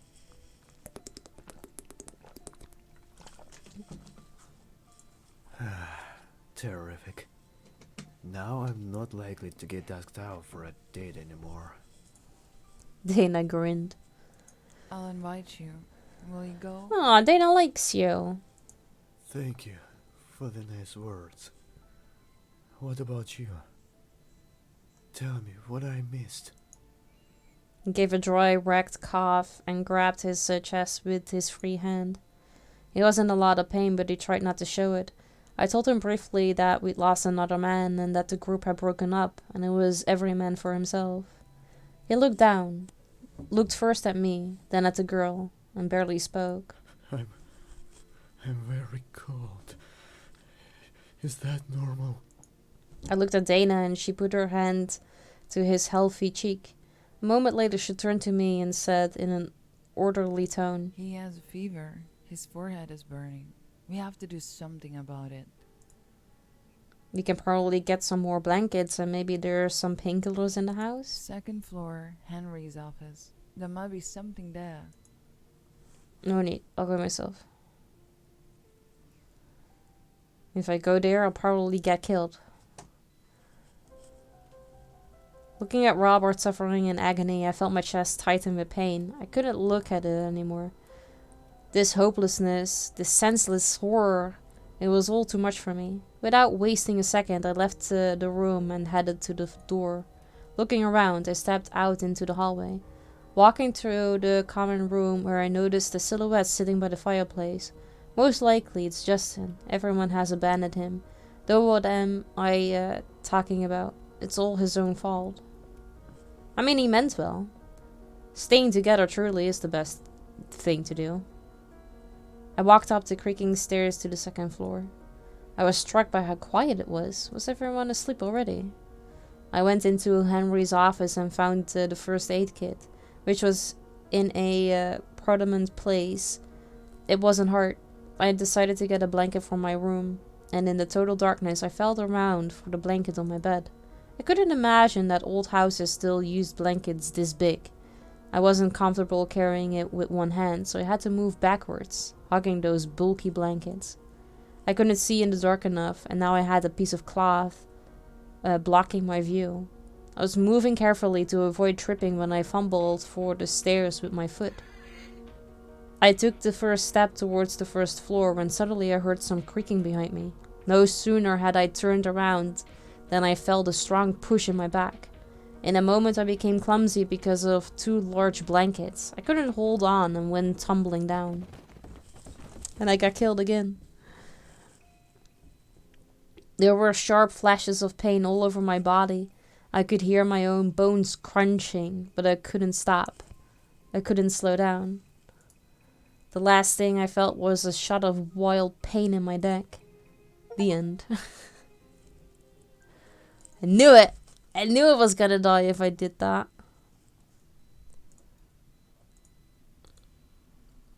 Oh, hell. I forgot to save. Do I have to do that all over again now? No, okay. Good. Yeah, because the image was still with the previous one. Okay, go. I'll stay with him, because otherwise I die again. I'll look after him. I don't know what medicine is needed anyway. She sighed heavily, showing me how helpless I was. She rose from her seat and headed for the exit, slowly and confidently, as if she knew what to do next. I followed her with Robert as she stared out, watching her go. Her steps were light, but I could see the heaviness in her heart. She left me alone with Robert. I felt a slight tension in the air. I wanted to make conversation somehow, after remaining silent for a few minutes, measuring every second, trying to think of something to talk to him about other than what had happened. I finally said, "Are you sure you don't remember anything about the explosion?" No. My head splits if I try to remember something. Okay, don't torture yourself. Let's get you some painkillers and you can rest. Just as he covered his eyes, I heard someone shriek. There followed a series of thuds and a crack from the side of the stairs. What's that noise? Did someone fall? It's Dana. I don't know. I'll go check. After getting up from my chair, I walked over to the table and took a candle from it. Out of the room, I took a cautious step towards the source of the noise. It was too quiet. I directed the light at the foot of the stairs. The flickering flame of the candle cast a glare on the woman's face. I froze in horror as I discerned the rest of her body in the darkness. Dana was lying on the floor with her arms unnaturally twisted like a papier-mâché doll. A scary doll from the old horror movies about the bride of Chucky. Legs were tangled in the blankets. The black and purple landscape was disfigured by a thin stream of blood flowing from the corners of her lips. Dana was dead. Dead forever. But then, as if from afar, I heard the voice of Justin. I came to my senses. What is that? You? Justin almost blinded me with his flashlight and then redirected the light to the girl lying at my feet. I don't know, she's dead. He squatted down and put his hand on the girl's neck. One more. He said it so calmly, so it sobered me up. I need to calm down too. Yeah, poor Dana. What happened to her? Did she fall down the stairs? Maybe she just got tangled up in the blankets and lost her balance. What's the noise? I looked up, and Amanda was standing there with a candle in her hand. Soon behind her, Amelia appeared. I don't trust Amelia. Amelia is the killer. What did you drop there? What did you drop there? No, what did you push? A second later, she noticed the body. What have you done? Did she fall? Justin walked away from the body. I stayed at the girl's feet, and Amanda and Amelia froze upstairs. No need to be a genius to come to the obvious conclusion. They were involved. Amelia swiftly descended the stairs and jumped over the corpse, then put her fingers to the artery in the girl's neck. Amanda followed almost silently down the stairs and hid behind Amelia. Is she dead too? Yeah. I mean, to be fair, if you were walking in darkness with like such a big blanket that you cannot really normally walk or see where you're going, it could be a possibility that you fall down the stairs like that. But still, most definitely being killed.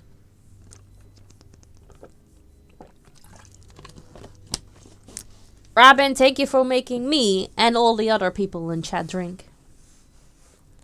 What do you think? Look at her.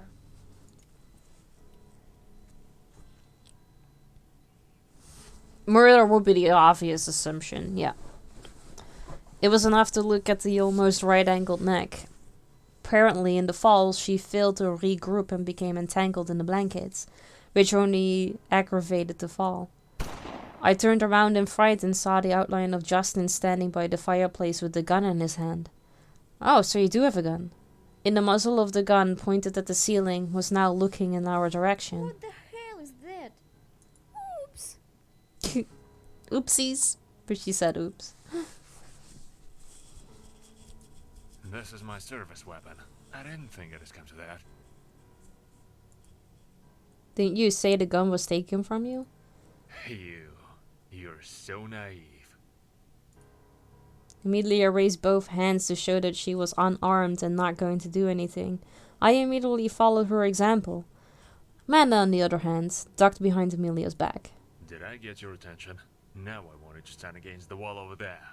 Quickly. Justin pointed the barrel at the wall below the stairs. He was clearly serious. I slowly began to move towards the wall. What? Let's keep it simple. He stepped forward, pointing the gun at Amelia's face. Instantly, Amanda bounced away from her and moved towards the wall Justin had pointed at. Amelia obeyed with gargling eyes. I hurriedly took a seat next to the girls. I could hear Amanda's ragged breathing, giving off great stress. Amelia, on the other hand, stood as if she were ready. I even thought she whispered to me, "Get ready." Now, raise your hands and hold them where I can see them. Remain silent. Do what I say and no one gets hurt. Everything clear? We simultaneously nodded and raised our hands higher. I want to hear clear. Clear. Yes. Clear. I see. Justin approached me and pointed the flashlight right in my face. Hugh, I think you can put your hands down. I was dumbfounded and didn't immediately understand who I was talking about. Somehow, childishly, I pointed my finger at myself. Wait, what? So you had your hands down, up, and you were like, this. Or what? Yes, you. Counter me. I walked up to Justin and he put the muzzle of his gun down, apparently excluding me from the guilty list. Take the flashlight. I was a little taken aback and stood there in a stupor until he put the flashlight right in my hands. Take it and shine it on them, that we may see them well. I pointed the light at the girls. They stood motionless as ordered. Amanda had tears streaming down her cheeks, and Amelia was grimacing. You mean what? You don't suspect me anymore? For now. You certainly couldn't have thrown the girl down the stairs because you were at the bottom. One of them did it. What about Renata? Where was she? But the bridge is destroyed. Why didn't you stop her? Let her see for herself. In the meantime, you and I are gonna do the hard part. Justin said this with concern in his voice, and again pointed the gun at the girls, who were still standing against the wall. So, ladies, one of you is the murderer, or even both of you. Justin walked along the wall and stopped in front of Amelia. You know what I also have been thinking about? Like, I want to just throw another theory out. They have been mentioning like a range of horror movies. And as weird as it is that Amanda is there because she's like she came just from high school. Have you guys seen The Orphan? The horror movie about that one girl that looks like she's a child because she has like this disease that makes her like not age. What if Amanda is actually way older, but she looks like a child? Like, that this whole thing is just based on that one particular movie. Or she is a 500-year-old demon. Yeah.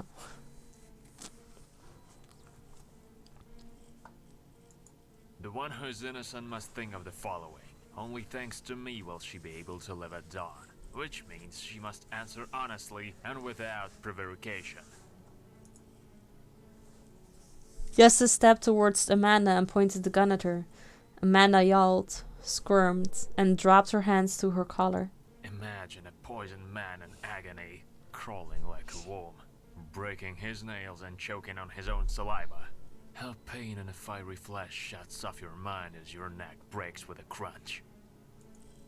Justin looked at Amelia. She reacted in no way to his teasing. He continued frustratedly. Okay, well, where have you been? In my room, and then I heard a noise. And I was sitting in Agatha's room.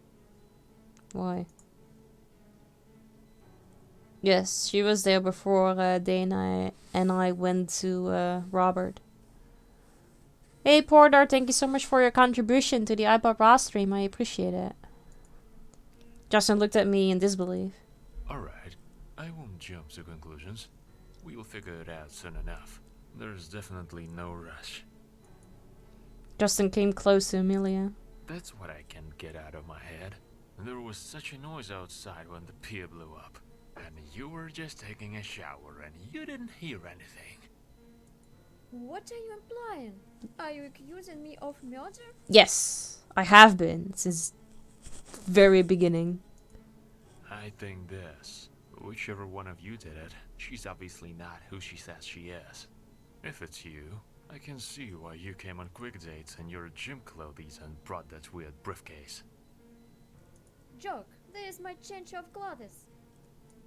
How about we all look together at what you have in your bag then? Amelia held her breath for a second and answered nothing. You? Do you think we should look through her things? Yes. I suspect Amelia. Yes, I think we should check Amelia's things. I don't trust her. Where is your backpack? And this is where we find out I'm completely wrong. Check all you can. It's upstairs, but I want to bring it to your attention. Amanda and I weren't the last ones to see Dana alive. She fell down the stairs. I was downstairs in the first place. Oh, how convenient. Amanda did not move, waiting for her fate. Amelia, on the other hand, lowered her arms and moved slightly away from the wall. Justin did not react to this, which was taken as permission to begin a dialogue. Also, why is you, like my character, not telling them that they can just go ask Robert because I was there? Because we both heard the fall. Like, I have an alibi. Like, he's right there and he's talk active. You think Amanda and I pushed Dana down the stairs? Are you out of your mind? No, not both of you. Just you. Yes, that's right. I didn't do that. Me too. It's a mistake. Prove it. Didn't you notice that her feet got tangled up in the blanket? Don't you think she might have just fallen by herself? Just a look at the girl's corpse, put the gun down, approached and felt something around her legs. See? Look closely. Justin examined the body more closely, probing his clothes and pockets. She went upstairs to get the medicine, didn't she? Who sent her up there? You? Amelia looked at me menacingly, and suddenly daring Amanda suddenly declared, He did it.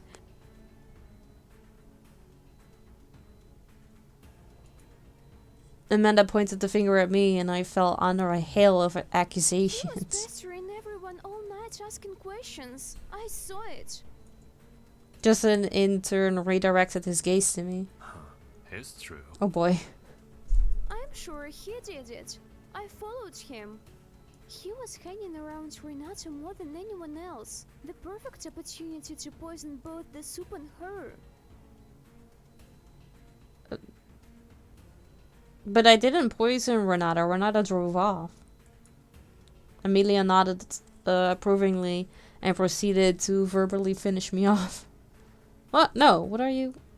Justin had a gun pointed at me.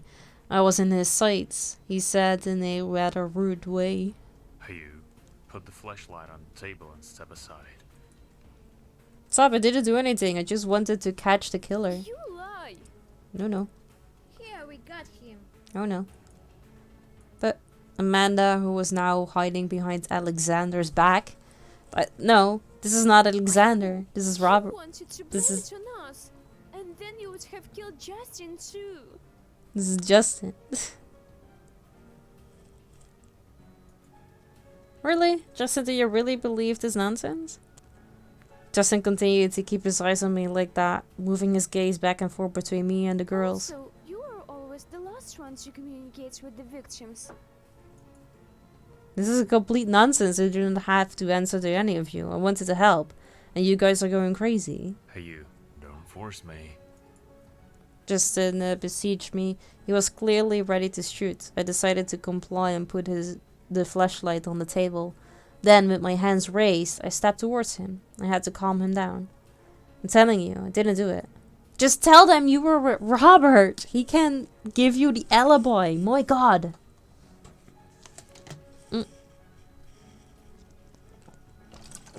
Thank you for making me drink, Alpha. And also, thank you for making everybody in chat drink. I expect you all to participate in this hydrate. It's good for you.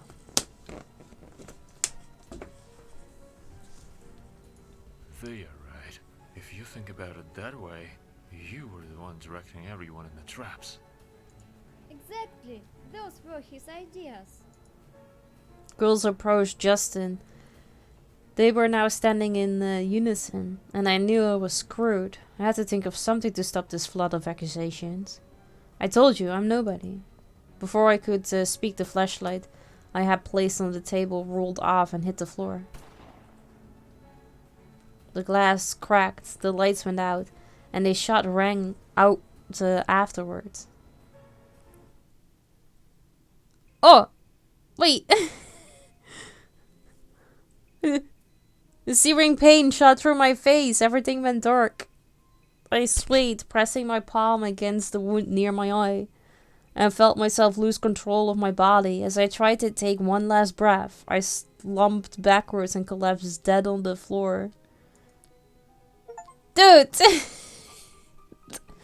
No! Come on.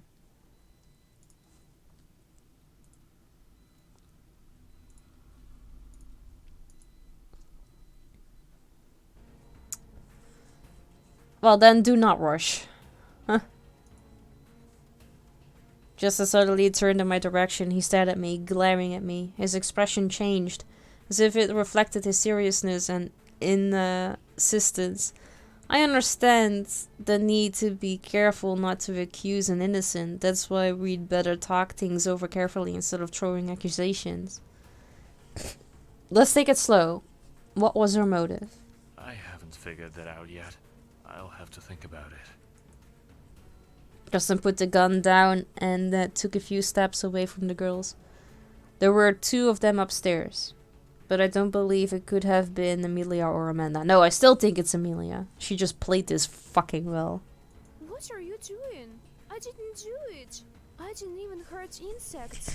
It makes me uncomfortable. Then who? She. I don't know. Maybe she fell by herself? Uh-huh. You're funny if you expect me to believe that kind of nonsense. It's not nonsense, though. It is a true possibility. No, I'm serious. Look, she's all wrapped up in a blanket. When she fell, only you 2 were upstairs. So it was either you. I mean, it is a What did I believe? I mean, I still think it's a possibility with her falling down the stairs and be like that. I said that before too, and I still believe it now. Or are we not talking about that? Oh, okay. Yeah. I thought you meant me. But yeah, it's true. Just redirected the gun at Amanda, who recoiled and shook her hands in the air. Or you. Amelia shook her head, showing in every way that he was wrong. Amanda, on the other hand, continued to stand in the corner, awaiting her fate. I was in my room when the noise came from the stairs. I ran right out and saw her back near the stairs. I came out to the noise too. Justin approached the girl's corpse and felt something around her legs. Amanda's too weak. She wouldn't be strong enough to push her. What? Are you an idiot? Anyone could have done it here. She had her back to me with the blankets on.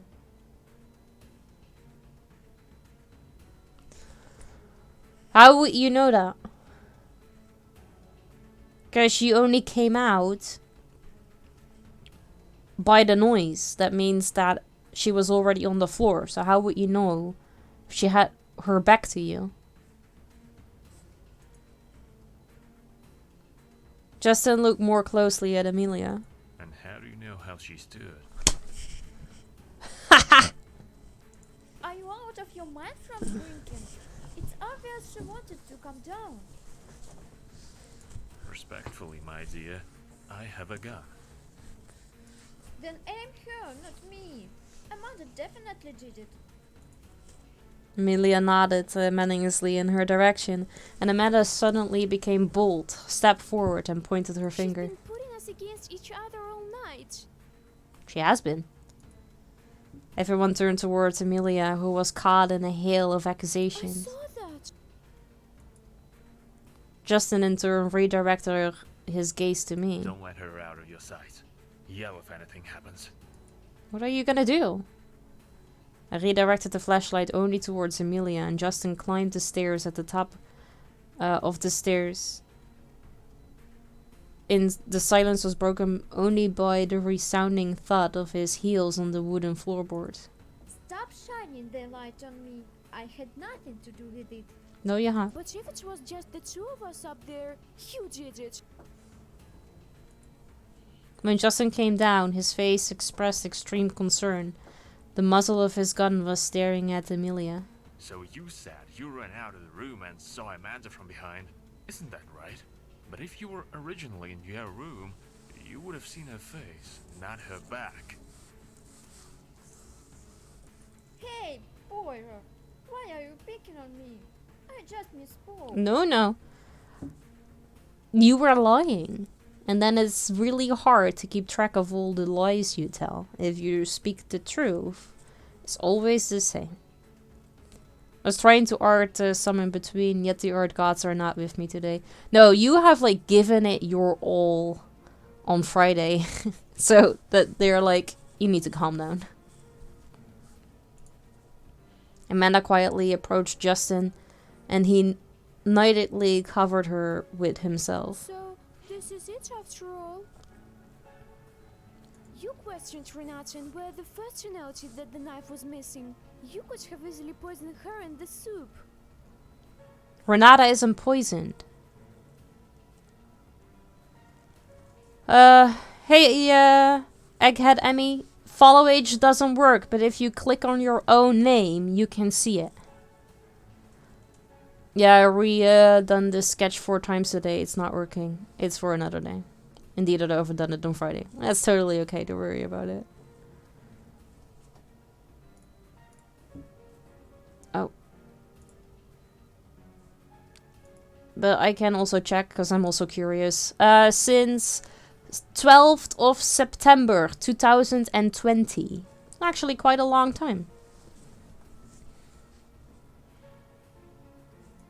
And the trap in the basement. We all saw how easily you disarmed it. How you doing, Said it Emmy? Good to yourself. see you. And your hair was wet after the explosion. It wasn't a shower. You set the guys on fire. Amelia roared. Are you completely stupid? It's Shorty did. You're fine, nice. I'm glad to hear that. I'm fine too. Thank you. Thank you for asking. Hey, Lycan. What's up? Happy Sunday.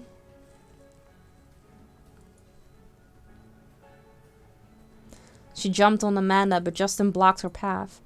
I didn't see what happened, but Justin cried out in pain. It looked like Amelia kicked him in the groin. Justin fell to his knees. In the darkness, I could barely see Amelia kick him in the face with her knee. And then she tried to reach for Amanda, but Justin managed to hold her back. Then she grabbed the gun with both hands and pulled it towards her. I couldn't help but point the flashlight in their direction. In a situation like this, a flashlight's light is like a jet from a water pistol. It's useless. I rushed to Justin's aid. In 2 steps, I'd shortened the distance, but Amelia had the gun already.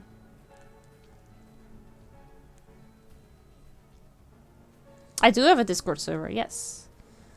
Hey Scenarios, good to see you. How you doing? Thank you so much for your contribution to the iBob Raw stream. Imelda yelled, "Look out!" But it was too late. I was in Amelia's way. A shot rang out. And I got killed again? What? So I need to blame it on Amanda? What?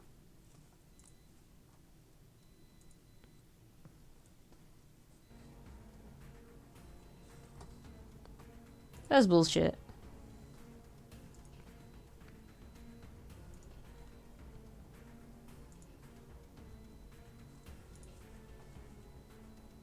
Yep, exactly the same way. Intense, right? Tell me about it. Justin suddenly turned in my direction. He stared at me, glaring at me. His expression changed as if it reflected his seriousness and persistence. I understand the need to be careful not to accuse an innocent. However, it seems to me that my judgment is correct. Where are you guys from? America? No, I'm Dutch. I'm from the Netherlands. We must solve this mystery together. Determine whether or not she is to blame for these murders. Whatever happens.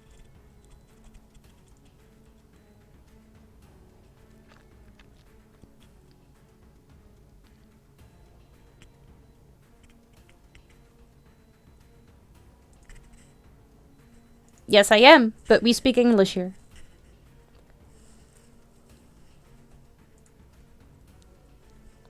Trust my theory, according to which the killer is the most conspicuous.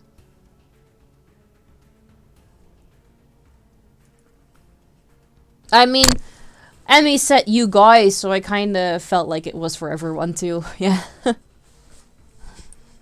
The one who disappeared during the commotion and set a trap in the basement that one of us fell into. The one who didn't come down at the noise of the explosion, simply because she wasn't in the building at all. At that moment, she was outside. The one who could have put poison in the soup at any time, but refused to eat it herself, even though she kind of froze hard. Justin and Amelia looked over at Amanda. She was huddled against the wall with her eyes closed. She was shaking. Huh. Interesting theory. Don't you think she's a little small for such shenanigans? Yes, she is. It's Amelia. But apparently, we cannot point fingers. Gezondheid.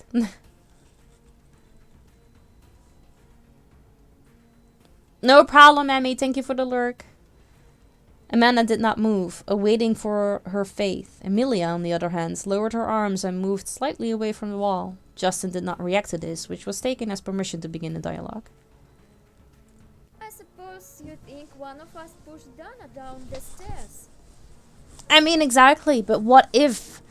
Like I said before, I think it's Amelia, but I also think that everything, like points at her maybe a little too much. And that's why it could be somebody else too. Which I also said, like, she's the last person you would think to do these type of things. But she could be it. Like, maybe Amelia is too obvious. And she is like I don't know. I don't know. Do you have an idea then? Like, do you guys have an idea of who it could be? Cluedo vibes. It was Amelia in the bathroom with the candle holder. Yeah, basically. Because I think it was Amelia. Because, you know, at first I thought it was just during the speed dating that she said, like, she knew a good place to hide the body. Could have just been that she had, like, dark humor. And I could, like, appreciate that. But then, after all the other things that she just happens to see and to notice, that with Henry with the electrocution, that got pulled out instead of just broken, and she knew how to fix it. Then, when the other two people went outside before the explosion, you saw her go outside too.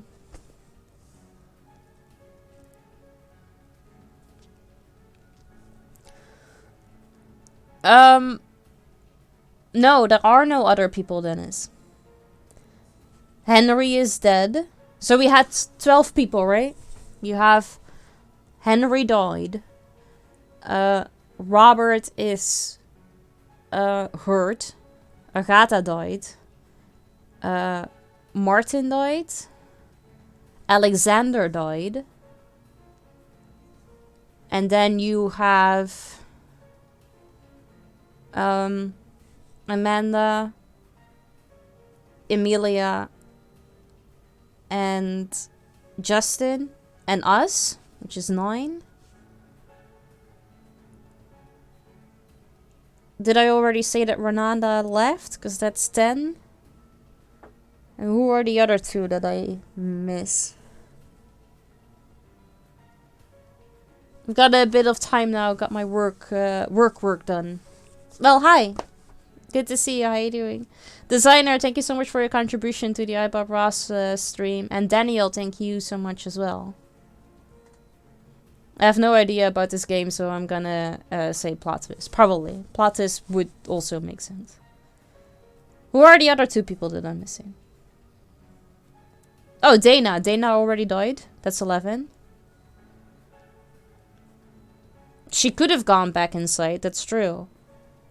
And she was also, like, not in the room. Like, she could have poisoned the soup. She could have done that by herself. And the fact that she knew about all the stuff being there, she could have indeed somehow maybe remotely done the explosive. I don't know. Okay, we'll do that. No problem. I mean, yeah, Renata could also be it. But I don't know. I just don't want Renata to be it.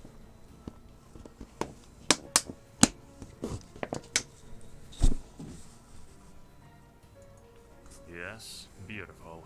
That's right. Didn't you notice that her feet go tangled up in the blanket? Don't you think she could have just fallen by herself?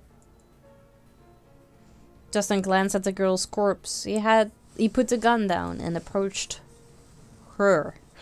Typo. Can you see? Justin took a closer look at my body, checked my clothes and pockets, then he rubbed the bridge of his nose, and then he turned to me. What? She went upstairs to get her medicine, didn't she? Not her, Did you his. send her up there? Amelia looked at me menacingly. You've been rubbing off on everyone all night, asking inappropriate questions. Hang on, am I gonna get shot again? Then what the hell am I supposed to do? 'Cause you're all turning on me again. Yes, it is. And this whole theory of yours, built on evidence from the trail in the smoking room, doesn't mean anything. You were just trying to deflect suspicion from yourself. What? No. Right. Where are you? Just pointed a gun at me. You put down the flashlight and step aside. Asking inappropriate questions and rubbing everyone off. You've been busy, Ivo. Hey, Goose. Good to see you. How you doing? We got him. You just tried to blame it on Amanda. Amanda, who had been silent until then, stepped out of the shadows and almost cried. It's him. I saw everything. I saw from my window how he went to the wharf just before the explosion. No, I didn't. What do you mean? I was with him when it happened.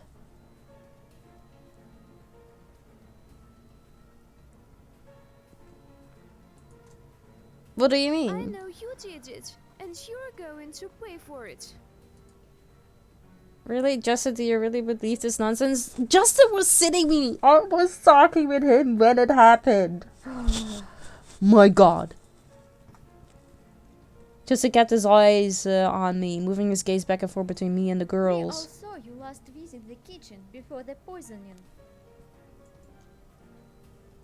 This is complete nonsense. Don't have to answer to any of you. I wanted to help, and you guys are crazy. But I kind of have a feeling I'm gonna get shot again. Hey, you. Don't force me. Justin besieged me. He was clearly ready to shoot. I put the flashlight on the table and stepped towards him with my hands up. I had to calm him down. I'm telling you, I didn't do it. Just I didn't react in any way. If you think about it, you were the one directing everyone to the traps. Yeah. Those were all his ideas. The girls approached Justin. They were now standing in unison, and I knew I was screwed. I had to think of something to stop this flood of accusations. I told you, I'm nobody. Before I could finish my sentence, the flashlight I had placed on the table rolled off and hit the floor. The glass cracked, the lights went out, and the shot rang. Now I got killed. The glass is cracked, the light is out. But how? How am I supposed to move forward then?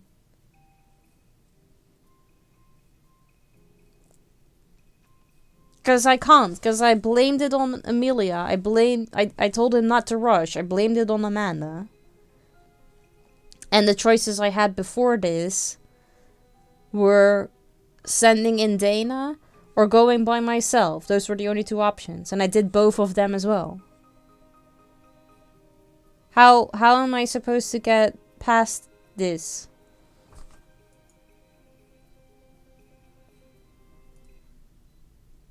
Can I get past this?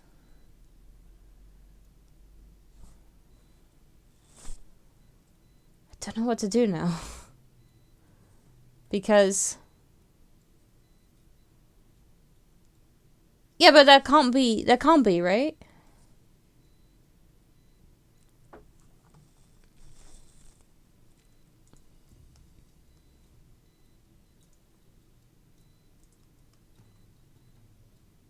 Ross.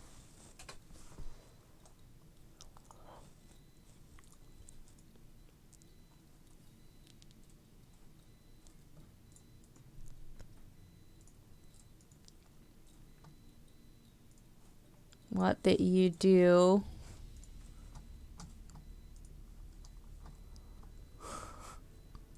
Oh no, you don't.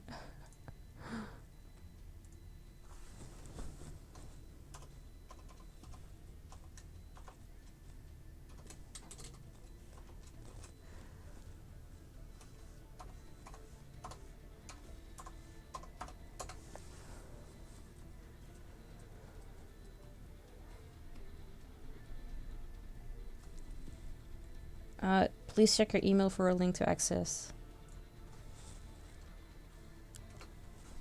Well, Happy said she sent you something, so I can as well, right?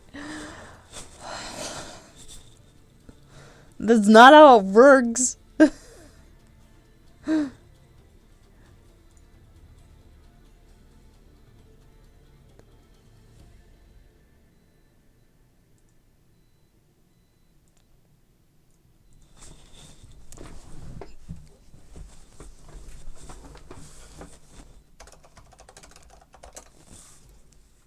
I need to, like... so many steps.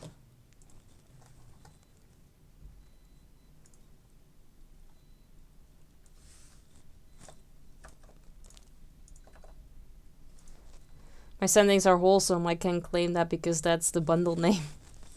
A wholesome games bundle. Yeah. 1, 2, 3, 4, 5. 5 games. Ross. Thank you, though. Thank you for the games. I appreciate it.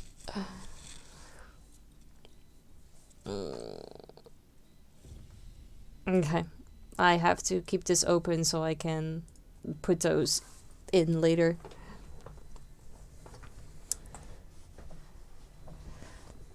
Yeah, you're right. I recognize, I think, like 3 or 4 from those games, so you're right. They are. Because some, if not all, I have on my wish list. I'm kind of like not knowing what to do.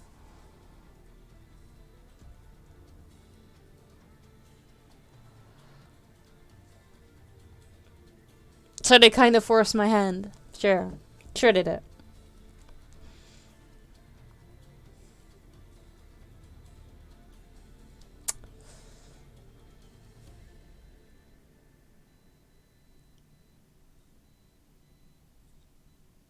Is it one of those games that if you make a mistake at the beginning, you can never finish? I didn't think it was. It's a visual novel. So I thought, you know, you just go through the story.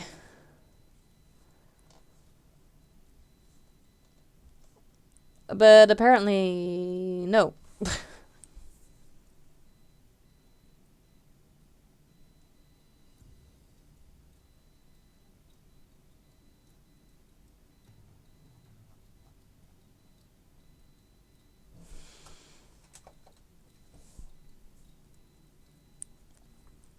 It's a big house.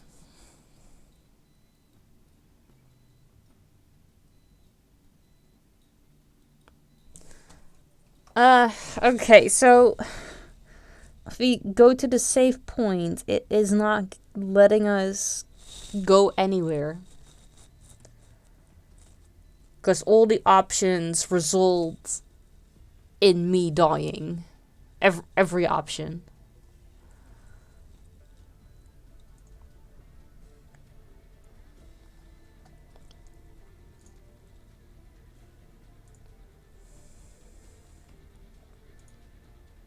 Have a good rainbow.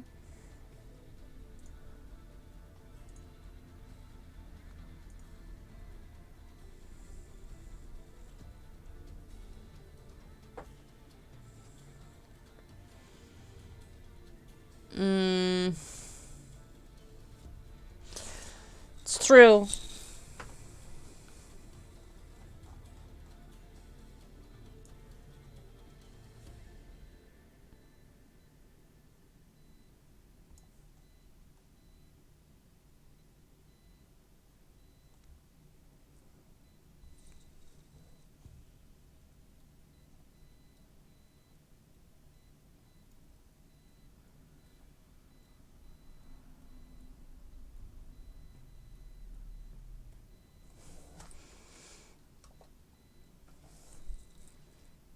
I had the.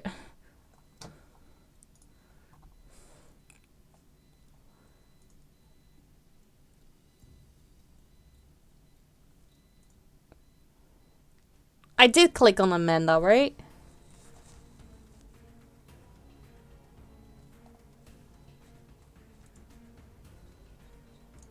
Oh, what's happening?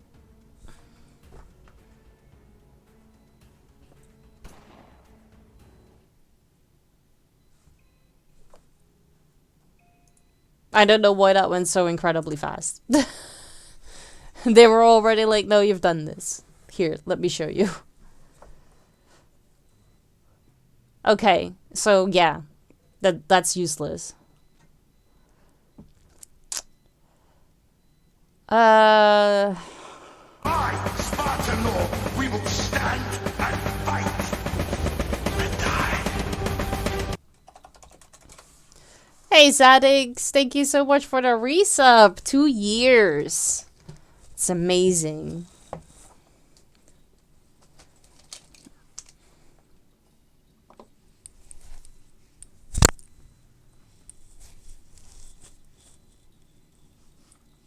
Mm.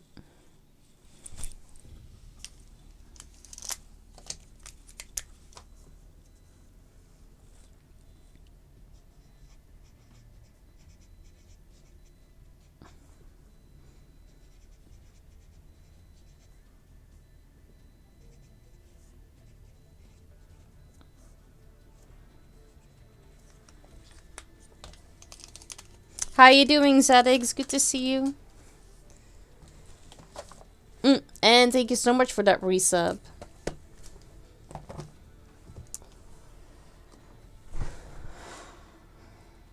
Now I'm in a bit of like a pickle.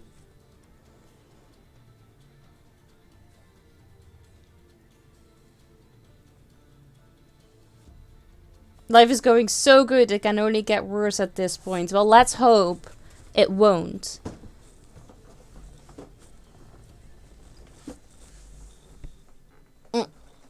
Know what I need? A snack.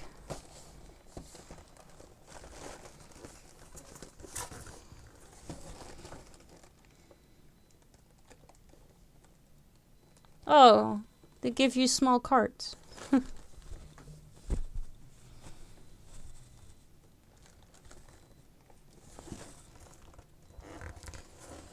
Started to learn basic guitar and got myself a camera for Christmas for good concert photos, and finally got a washing machine. Nice!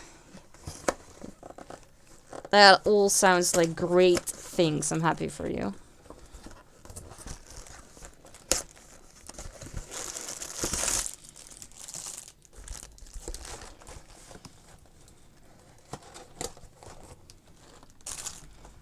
I am fine, thank you. I have not such amazing stories to tell like you do. I'm just here.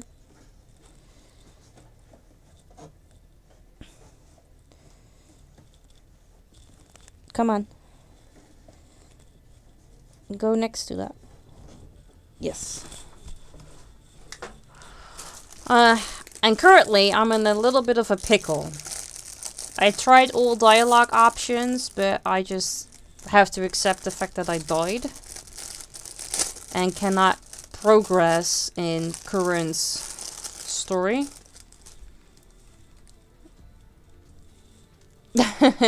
Totally. Yes, you're right. Thank you for making me drink.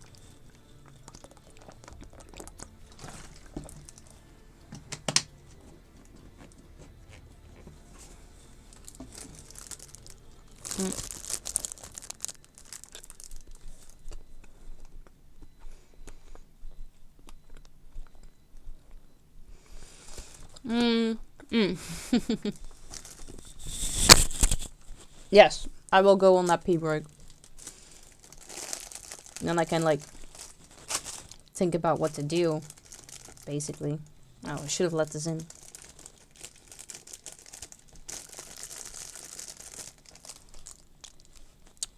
So, yeah, I'll be right back. It's very, very important. You're right.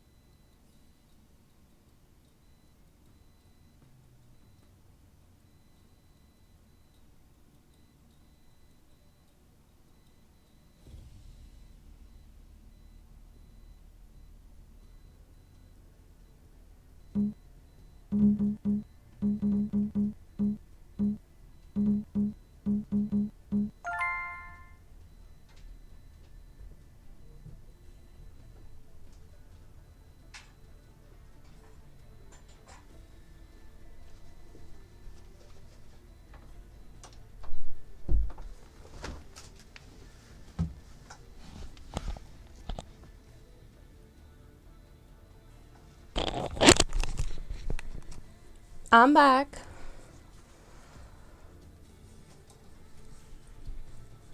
Oh, did the drop game got really intense? Ooh. We will stand and fight and die. Hi, King.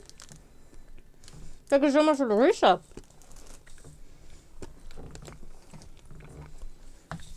How you doing?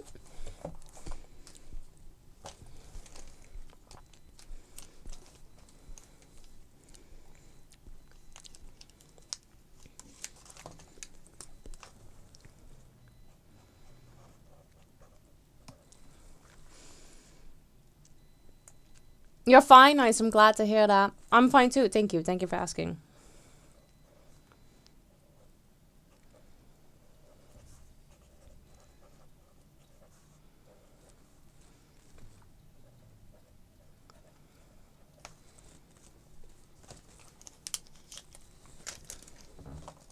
I appreciate it. Thank you. Oh, wrong one. This one. Don't really know exactly what to do. I was thinking about other ways. Because I don't know to where I need to go back. If we, I have something in my eye. If we click continue, this is the save right before the autosave.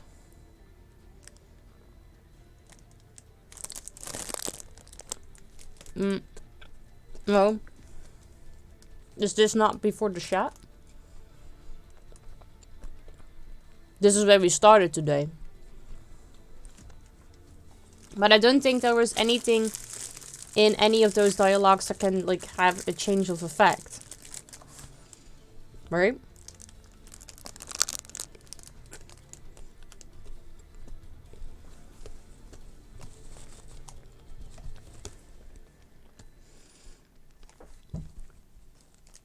And I mean, looking at the game, it has quite a lot of bugs and mistakes. So maybe it's just one of those bugs that we are not capable of moving forward.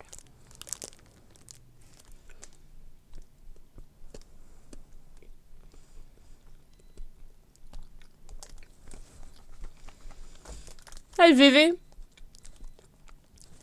I actually have a question. I'm stuck. It's okay, don't worry about it. I'm stuck. Is that possible? I've done all 3 options. And all 3 result into me dying.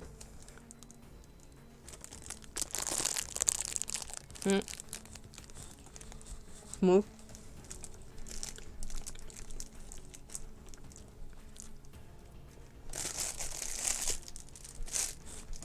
Oh, does that have something to do with it?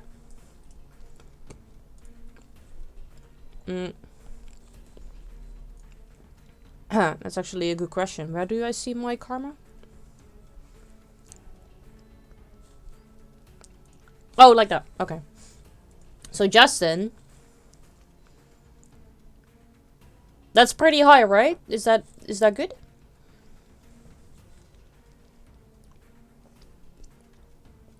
And Amelia is very fucking low. Huh. Amanda is also very fucking low. How did that be so low? I mean, I guess I just voted against them this entire time though. But Justin is high. So if I were to pick the fact to, like, the not rush it one, the middle one,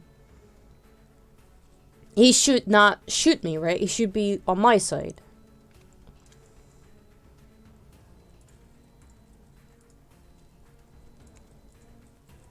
I seem to have, like, bad karma with everyone except with Justin. How did that happen? I don't really have been, like, giving answers to get points with people.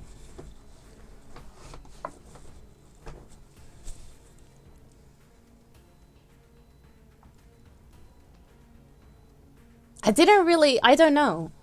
I don't know what we did. We just, like, moved forward in things. I didn't... But how can I have no clues? Because I've done all the talking, like, all the options with every single person. You did not check the body of the person that fell down the stairs?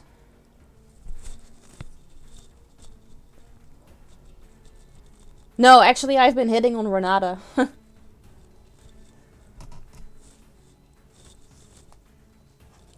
The stabbed one. Who got stabbed again? Linda.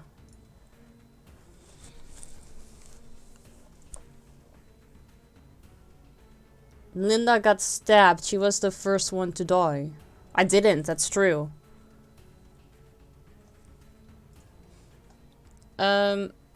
So...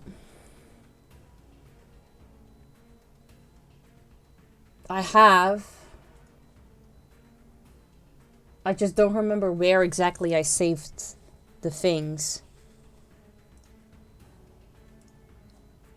Which, So I guess... Wait, you told me to save at some point. Wasn't that slot 2? Because this is where we chose to go talk to Dana, and then Dana walked away from us. So we went to talk to Renata. And that's when we figured out that Linda got stabbed. That's right after here.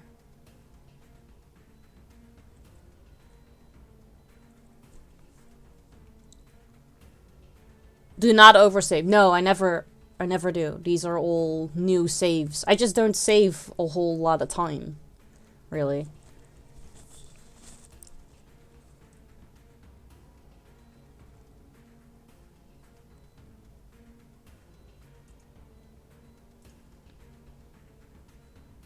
Oh, that is here, apparently.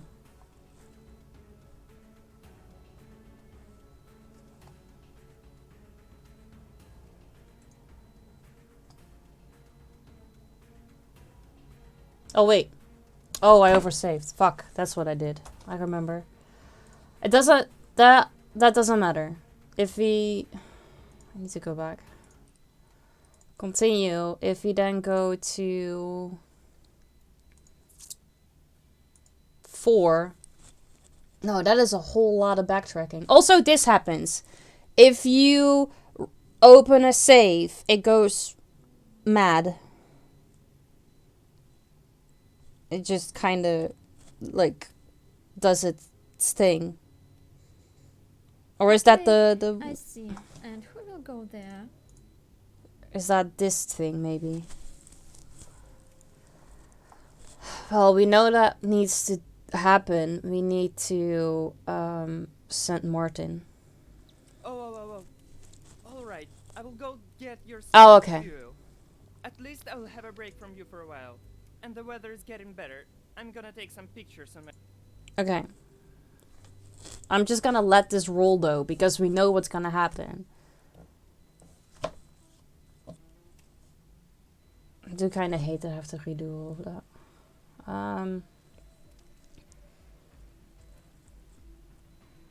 So I went to check.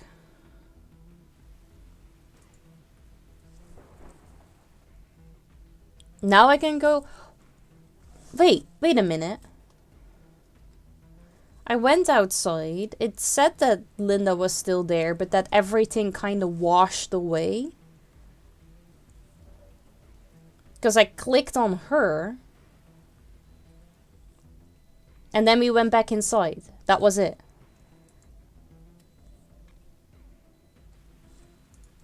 I remember that. Because if I go back, she's gone. But that was in here, right? Wasn't it?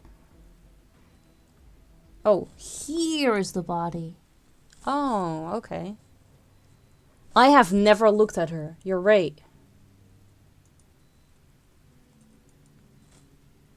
Wait. I need this one. Stab wound. She was stabbed multiple times. Which one is the last fast? Stab wound. She was stabbed multiple times. A professional wouldn't have done that. He'd have killed with one blow. Her heels scattered in different directions. You know what I also keep forgetting to do? I'm like kind of set on it being like a visual novel. So I don't check the images. I just read. Read and click the options. Instead of hovering my mouse to see if I can like do things. Now when you talk to people, they will have more options. Oh.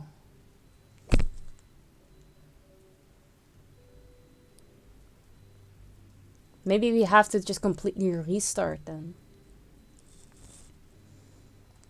There are footprints here. Looks like they belong to a man with a small foot. Maybe the killer left them.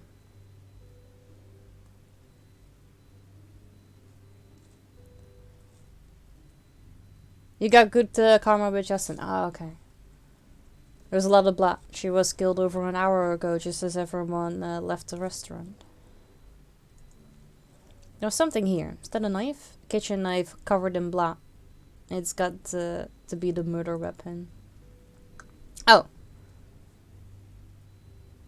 If you, yeah, I get it left on its own, so I think that means we found all clues. Also, I wanna just, can I? No, that's later then.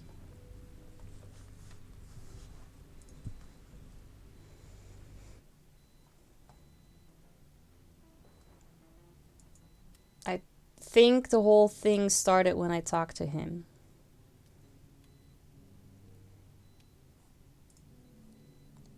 Oop.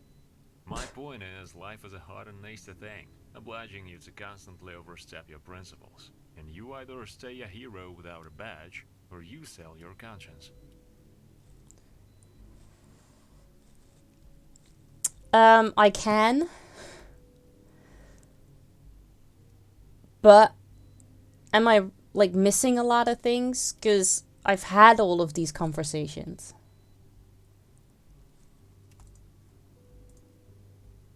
That's what I thought. Yeah, it's no big deal. Came in on a call with an intern. Typical ghetto neighborhood. Noise, shouting, dishes clattering. Thought it was just a regular family scuffle. It's common after the holidays. The door was opened by a man. Apparently the husband. And I see... I had to arrest him and take him to the station. Make an example for the trainee. But he had so much shit coming out of his mouth. I just couldn't take it. I jumped him.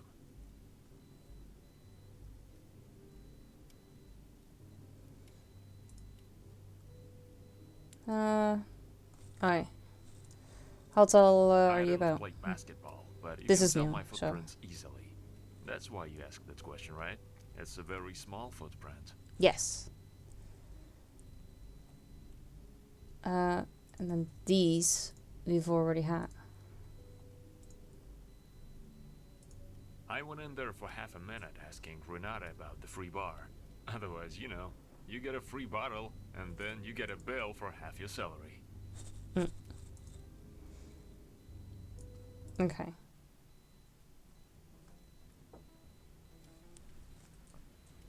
Kitchen then.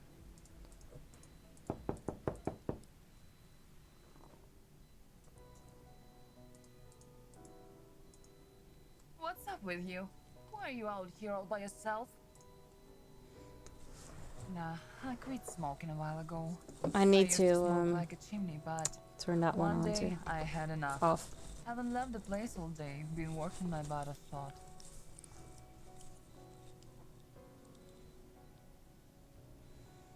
Mm.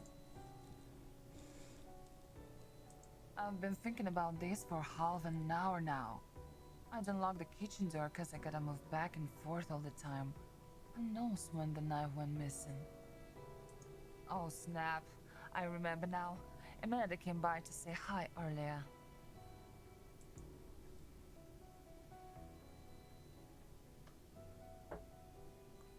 Came by earlier, but when is earlier? Because since I never looked at the body, because I completely like spaced out on the fact that I can click in these things. We don't know if earlier is like before or after the knife was already missing. That was in the afternoon, before the day Oh, even well, started. thank you. Amanda was super nervous and talking to herself in the corner, so I made her some tea, and she stayed. I remember that because you said that you like tested out that one green tea.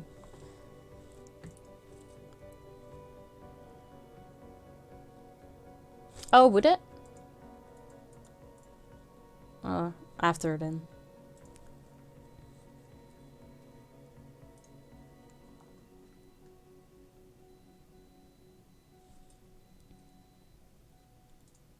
I don't know which to push now anymore because it went really fast and I didn't put it on fast. Didn't nobody teach you to knock before entering? Alright, alright. I did. This out.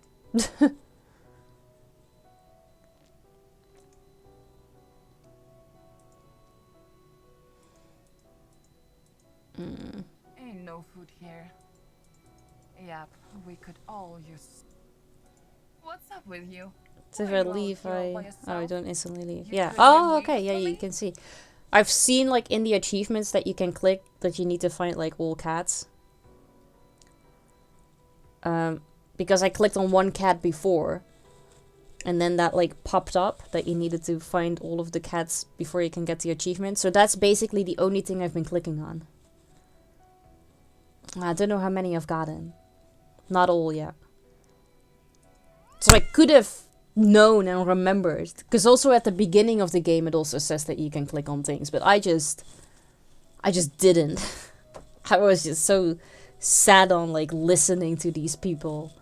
And that I just didn't do anything about it.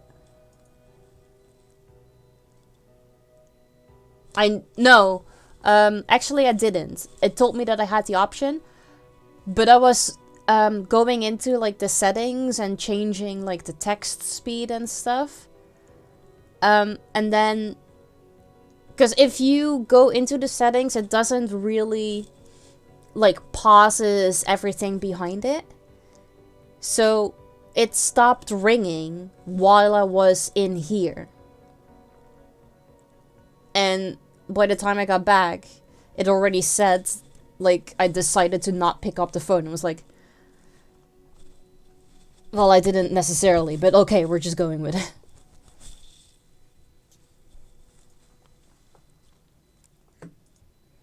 Why is one of the knives missing here? Yes, because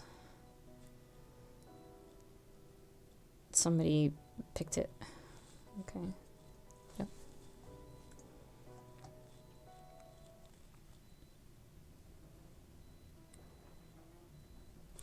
Well, sometimes, just like with this door, it like flickers. And Justin flickers. But it doesn't always do that. I need to go to the stairs, because then I can click on the other two doors. See, because they flicker too. Who's... Oh.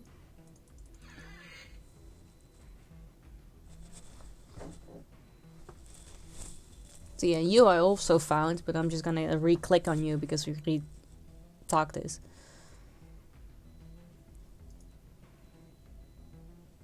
I'm not going to ask her that question when she's like, wait. Skip. Thought I applied this.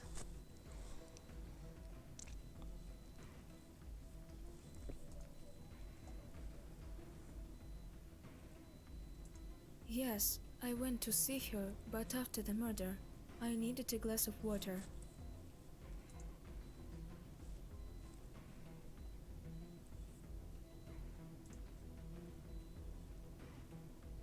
Why did that just go fast? Why is this going fast and the first one wasn't? What can we do? We're just sitting here, waiting, hoping that everything works out. We have no control over the situation.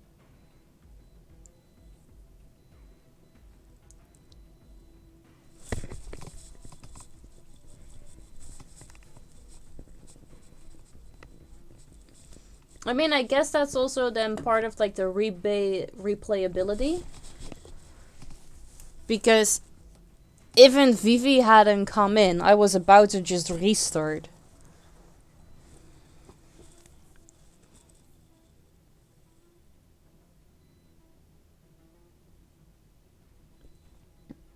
No, it also skipped all of, but look.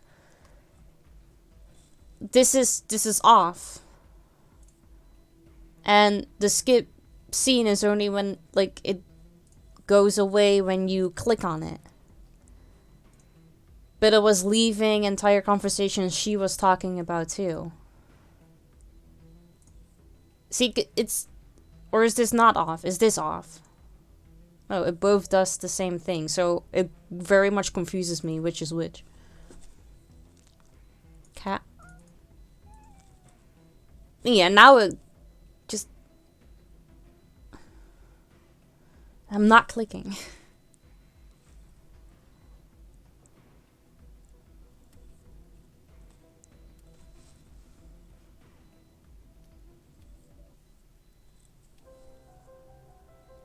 Is everyone okay? Or do I actually have it on?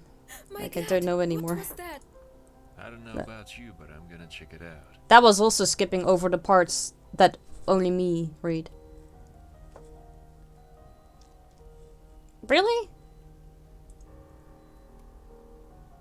But why is it doing that? Because it... Why does it... Huh? Why does it go to auto read? Every single time I've been here, it put it on skip scene.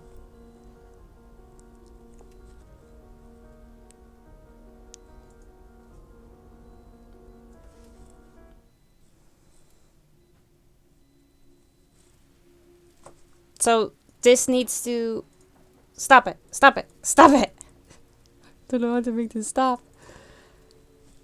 So, if it's white, that means it's on?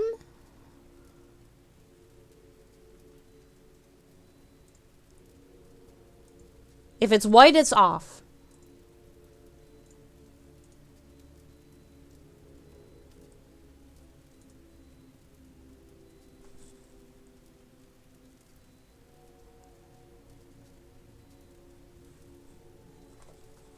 Okay. White is off. Right. I want you back here.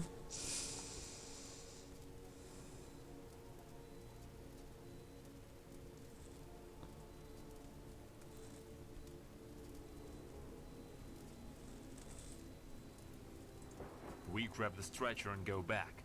And you, when you realize you can't get the corpse out from under the rubble, come up to us.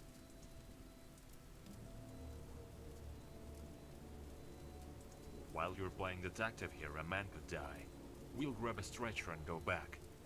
And you, when you're done playing, come and join us.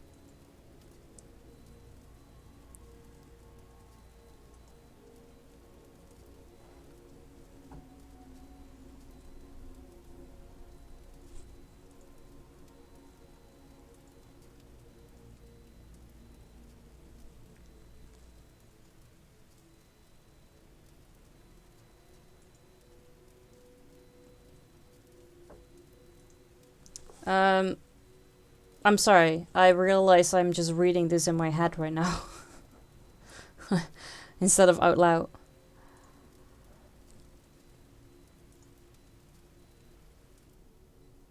Huh? But this is so weird. Why is it doing this again then? It's still... Oh. White is off.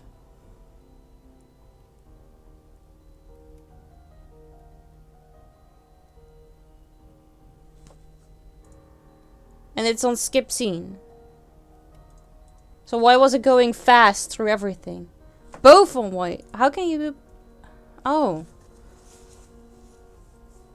Huh? I don't think I've had both off. I can't remember any. I don't know anymore. It's fine. Last time we went with this though. 2. Both white. Both need to be white. This is just outer read and this is to make it go zoom.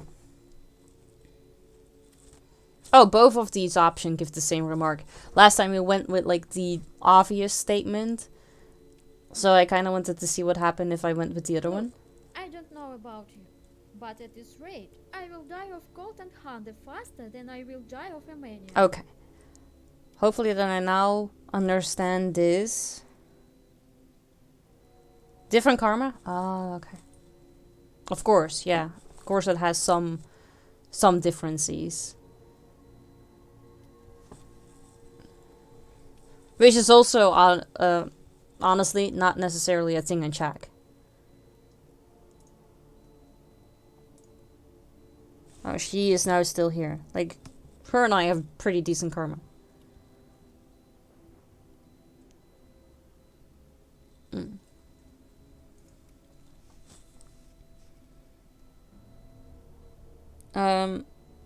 Shall I just let it go faster?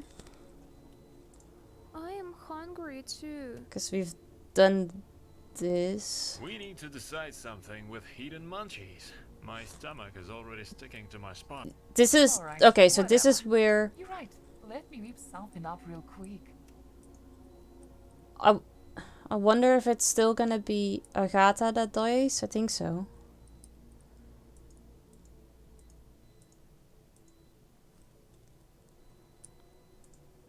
I don't know what came over.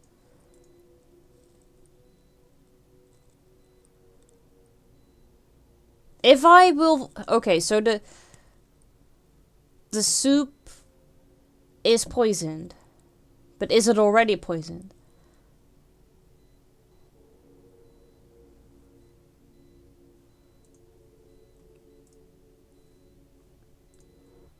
Alright, let me heat it up real quick.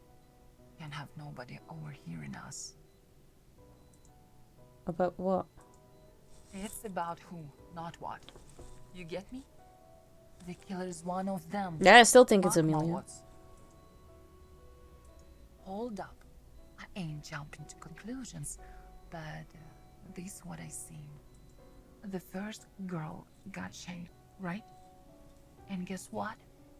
The same knife that went missing from my kitchen was the one used. Ain't no one else been in here except for you, me, Henry, and Amanda. Oh, you think it's Amanda? Someone opened a window in the basement and set this E-trap at the generator.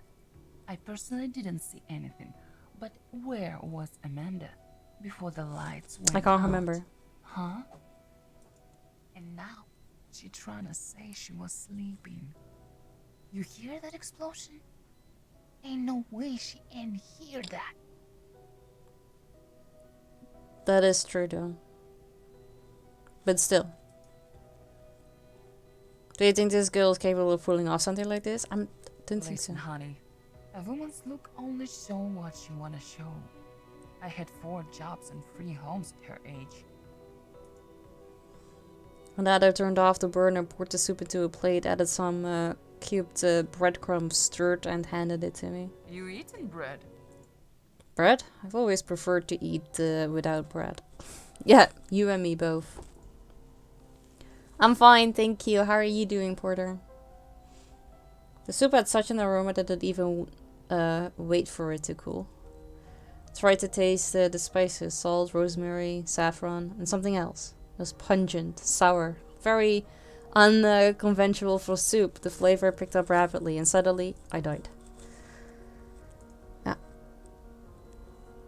I just wanted to see this.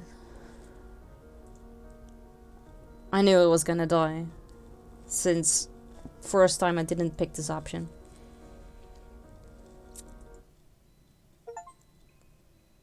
Delicious. Okay. Continue with you, because that is right before the option. Someone will eat it. Oh snap. One more bowl left. Can't let it go to waste. Alright. You, grab everyone plates and let's put these tables together. Chop chop. You're okay? I'm glad to hear that.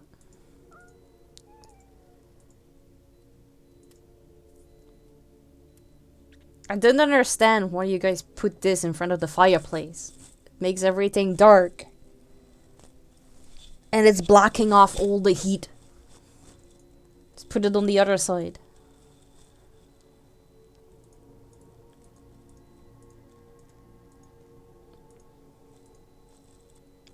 Time goes fast, doesn't it? She can fall asleep. They're not smart, no. Just put her head on his side and she They're all complaining about how cold and how frozen they are, but nobody thinks about the fact that they're blocking off their heat source. I usually have trouble sleeping. Sleep. So, my conscious... I don't understand why she brings this up, like her mommy says that her conscience is clear. Conscience is... We haven't done anything.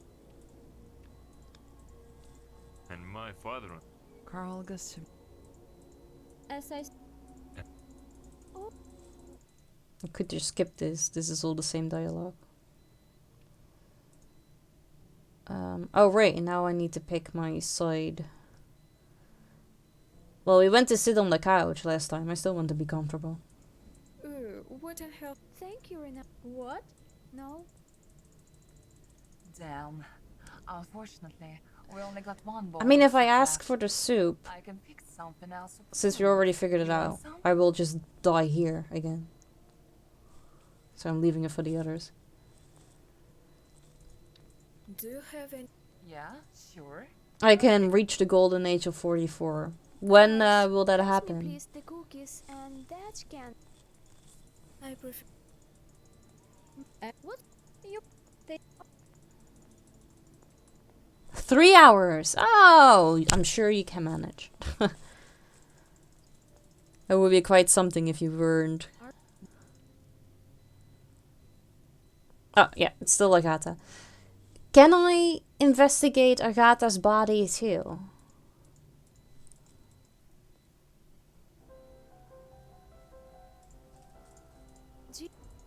Because at this point everybody leaves.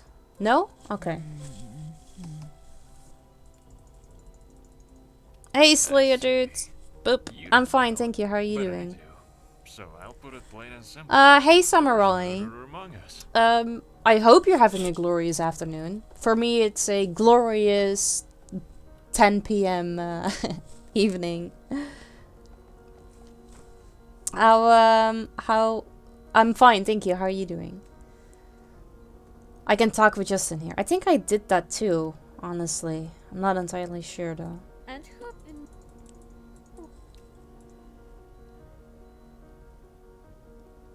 Little party animals. That's new. UK time zone? The Netherlands. It's currently 9 in the UK. Here it's 10.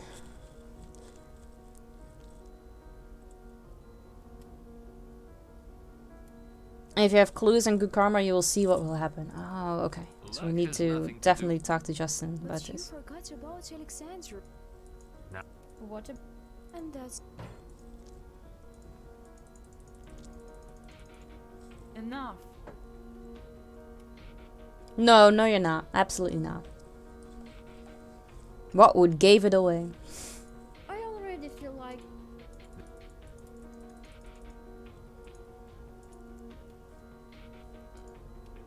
So yeah, everybody was leaving, so... Because last time we went to the kitchen, we went to go and talk to Renata.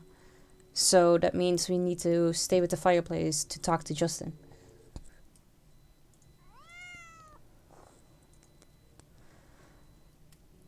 Was clearly out of sorts of the moment. There was no sign of the charismatic guy. Justin was sitting with his head down on his left hand with a glass of whiskey and a half-full bottle in his right. He was sitting in a chair by the fireplace, and I decided to sit across from him on the couch. I see you have a lot of courage. What's there? I'm just going for light and warmth like a moth. Thought I saw Justin smile. It gives me goosebumps. I've seen dead bodies before, but to get into a situation like this, no. Justin raised his glass and made a gesture like a toast. Well, for all those who died today, rest in peace. Will you stop drinking and do something useful? Oh no, I tried, but Rude. they are on their own. They can handle themselves. They really calmed.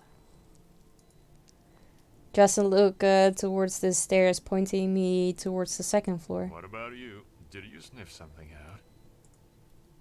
What do you mean? I saw you hanging around here, interrogating everyone. Come on, give me some information. Maybe it'll be useful. Yeah, I should have done this like at the very beginning. I mean, need to replay this anyhow. I don't know. I only have circumstantial evidence. Stop beating around the bush. Tell me.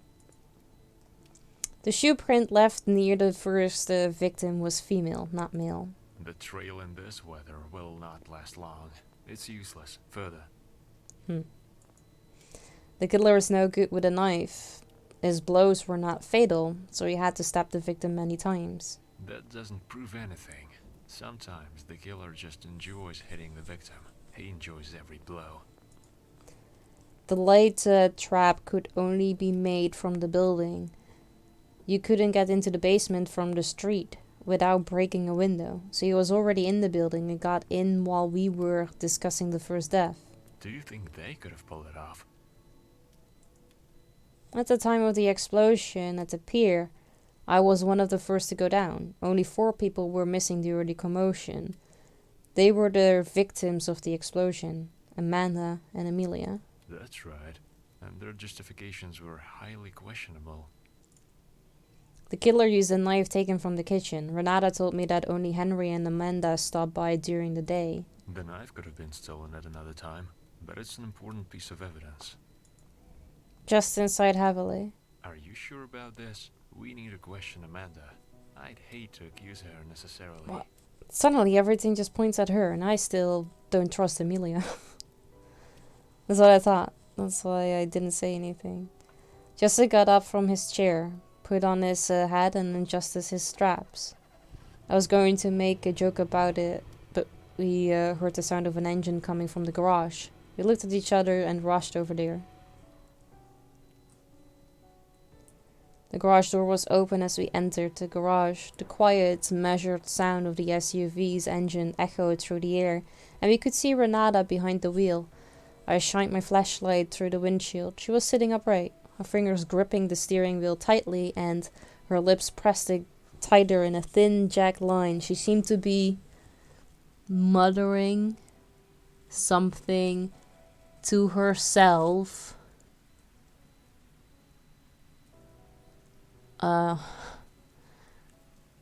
Don't know. Was obvious that she was planning to... Oh. Huh? It was obvious that she was planning to leave the island in this car. That could be a little higher up. Where are you going? It's all washed out. Can't get through. Come on, get out. Renata grabs the steering wheel so tightly that the bones in her fingers turned blue. There was no sign of consciousness in her eyes. She didn't even seem to understand who was talking to her now. I ain't trying to die out in here. So cut it out. Justin opened the driver's door and looked at Renata studyingly. Are you high? What are you talking about?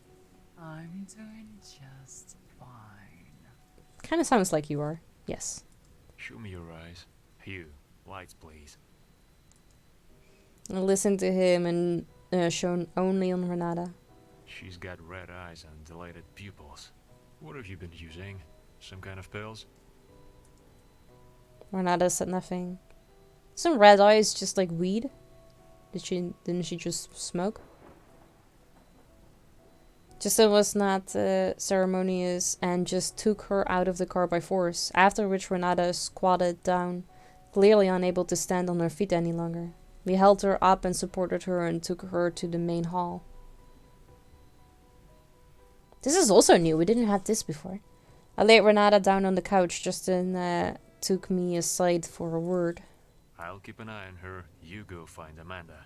Just don't tell the others yet. Would it really be Amanda? I don't know. I'm having doubts now. There's nobody there. Cat. Going up to the third floor, I reached Amanda's room. I began to think for a reason to lure her downstairs so she wouldn't suspect anything.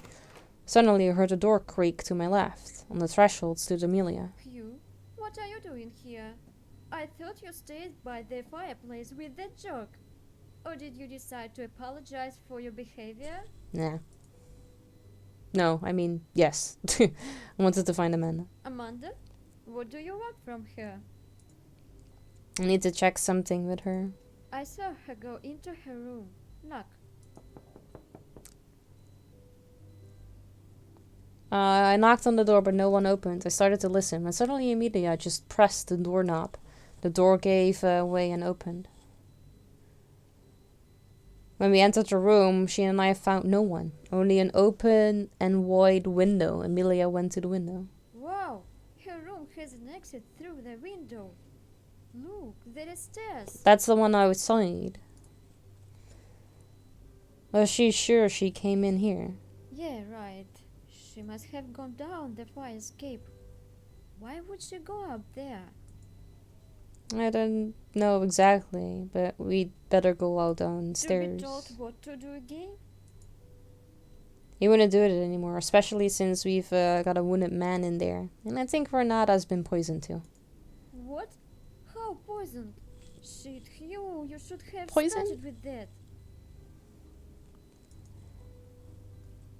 Amelia told me off like a child, then she had it downstairs and I couldn't get it out of my head that Amanda might have been downstairs when we were discussing her by the fireplace. She was eavesdropping on us and we couldn't see her in the dark. I wanted to click on the window, but I couldn't.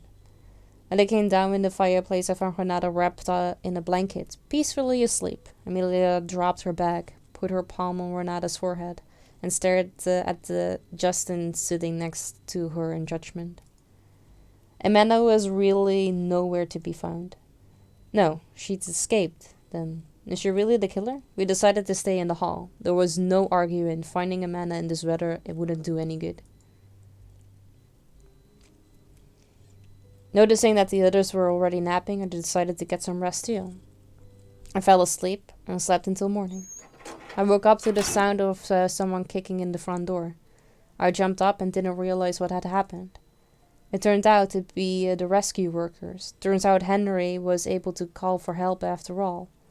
The rescuers found our group sitting by the fireplace, 10 feet away from the body Agatha. Our crumpled explanations were taken at face value. The helicopter took Robert to the hospital and the Coast Guard came after us.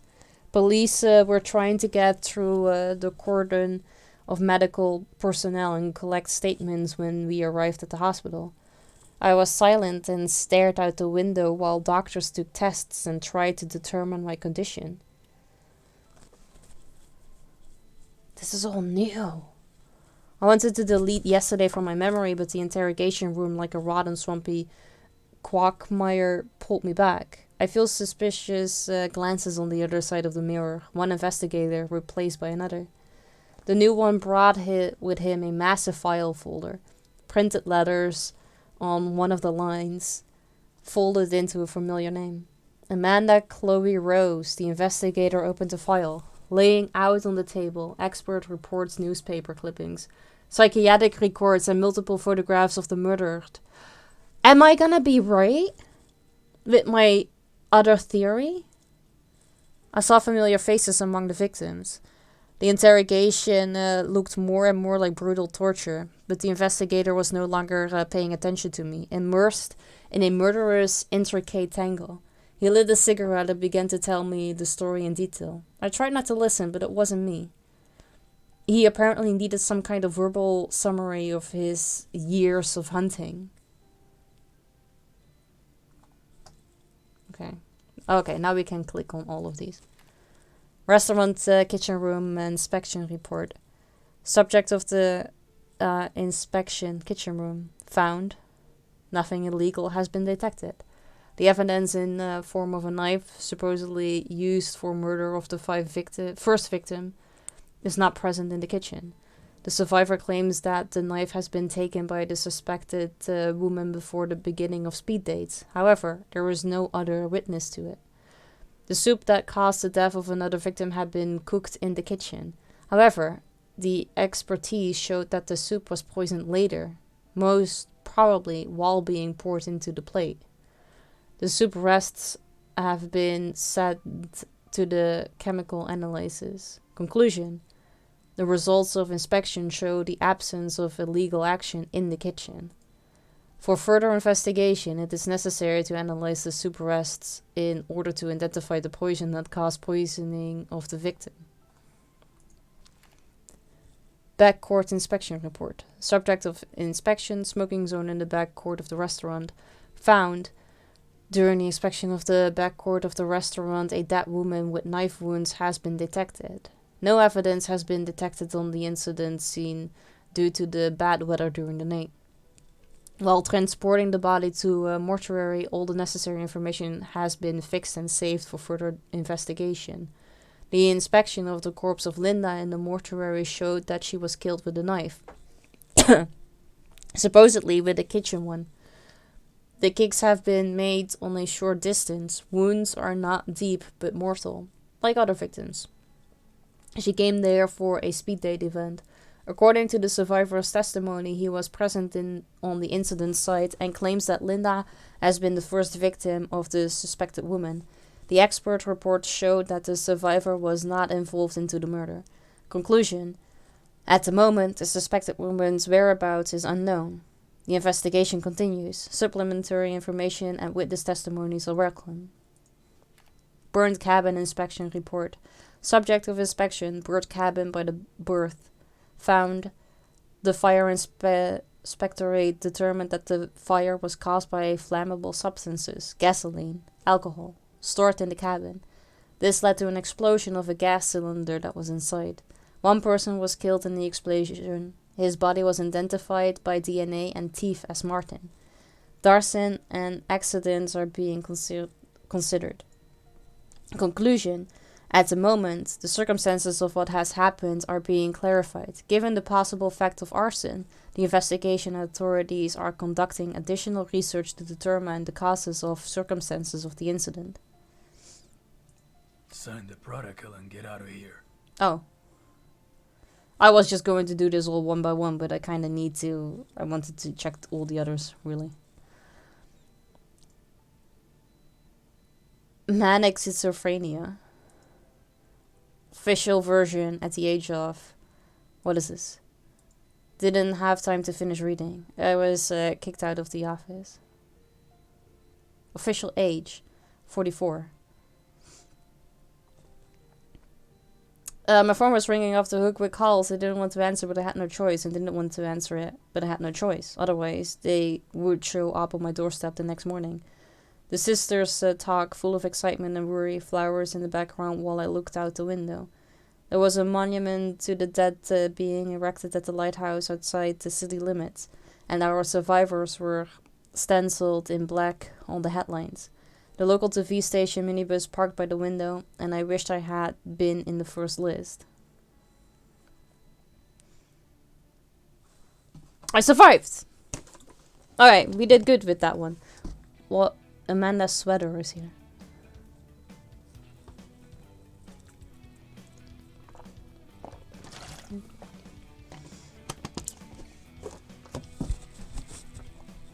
So was it Amanda?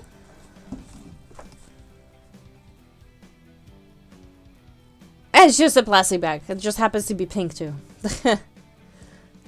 Slayer, thank you so much for your contribution to the iPop Raw stream. I really appreciate that.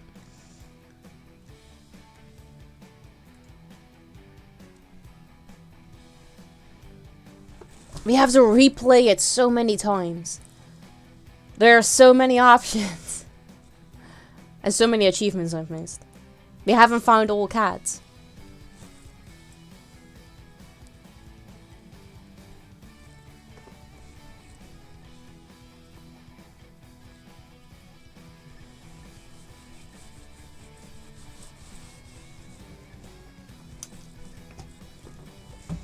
And now that I know that I just have to click on things in the background that I completely spaced out on doing.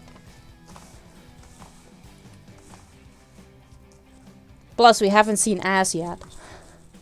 It's because we weren't really trying to befriend all of these people. I was doing it all wrong, and now I know.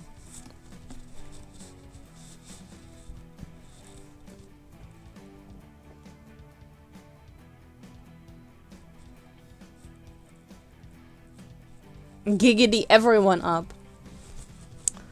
We just have to pick the right answers that work with the people. Now that we kind of like know their personalities, we might be able to give the right answers, yeah.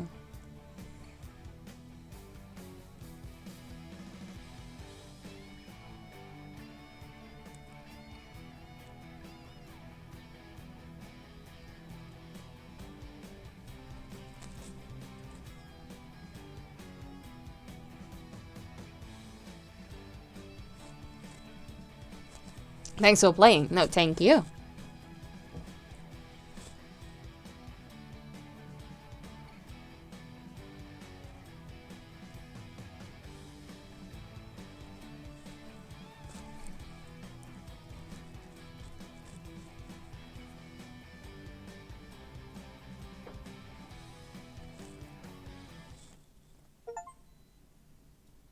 Boom.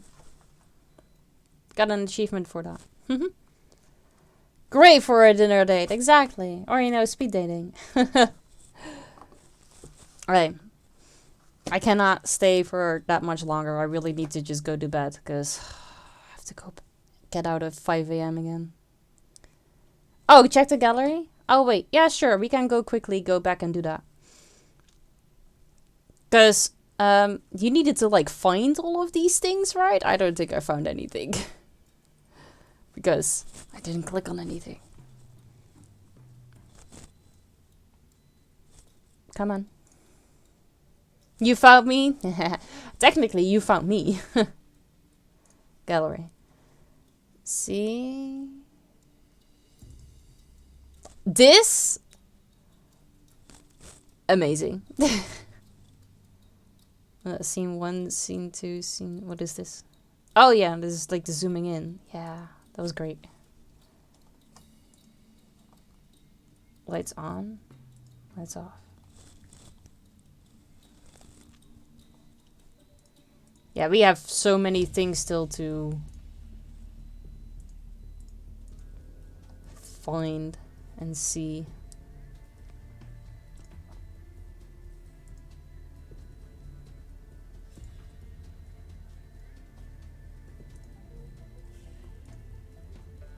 This though, Amanda sweater.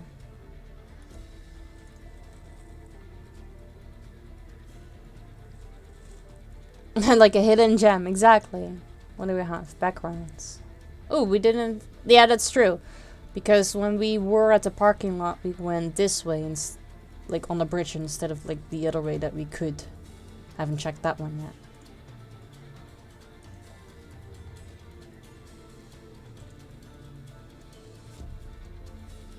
This I can't remember.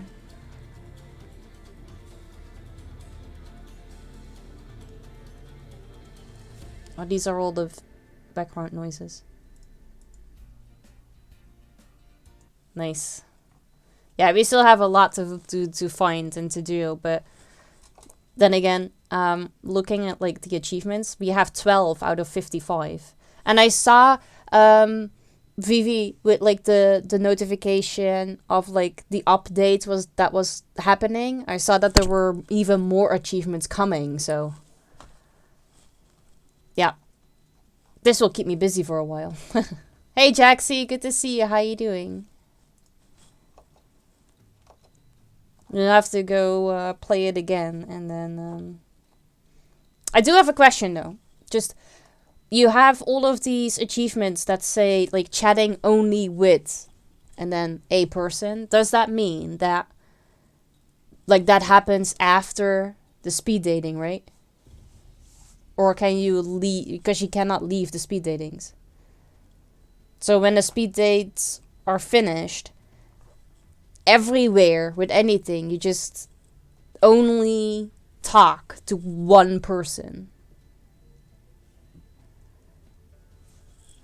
Just finished up walking through an art market and overlooked the Statue of Liberty. Sounds like a good Sunday. Hit an NPC in game before speeding. Oh, that too? That's probably at the part where I haven't been yet.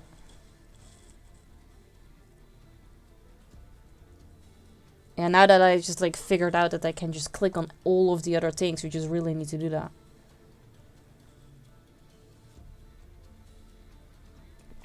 Need to find all cats too.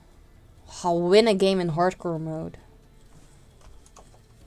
Hardcore mode is like when you die, right? Collect all arts.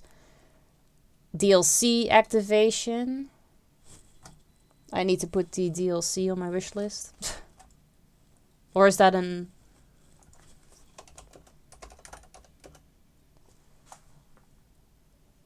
You have the soundtrack. Is that the activation?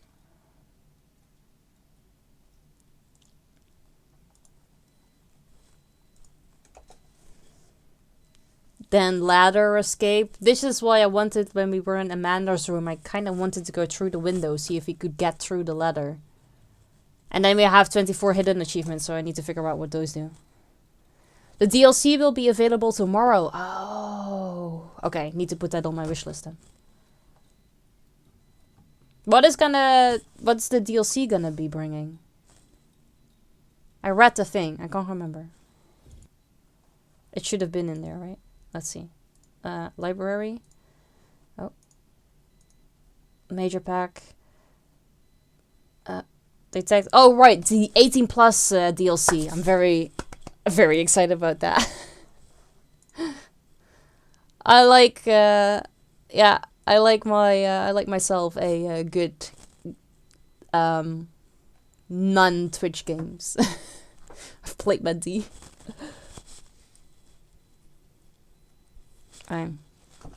Yeah, we're dragging it out. We are dragging it out. Oh.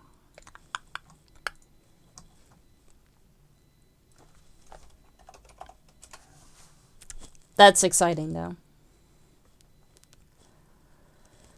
Okay, right, let's see. Thank you for streaming, Ibo. I'm halfway dozing off. Have a good night. I thought you already went to bed, honestly. Is this early for you? Because I kind of already thought that you may have already just fallen asleep.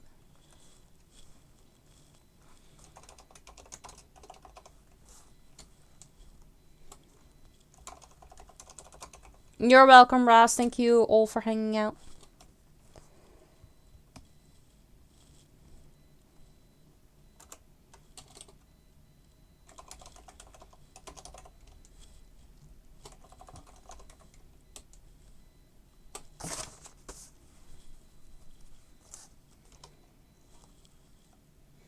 I was just sitting doing absolutely nothing, to be honest. Time to move my ass to bed indeed. Ah, okay. Thank you for dreaming. I mean streaming. You're welcome.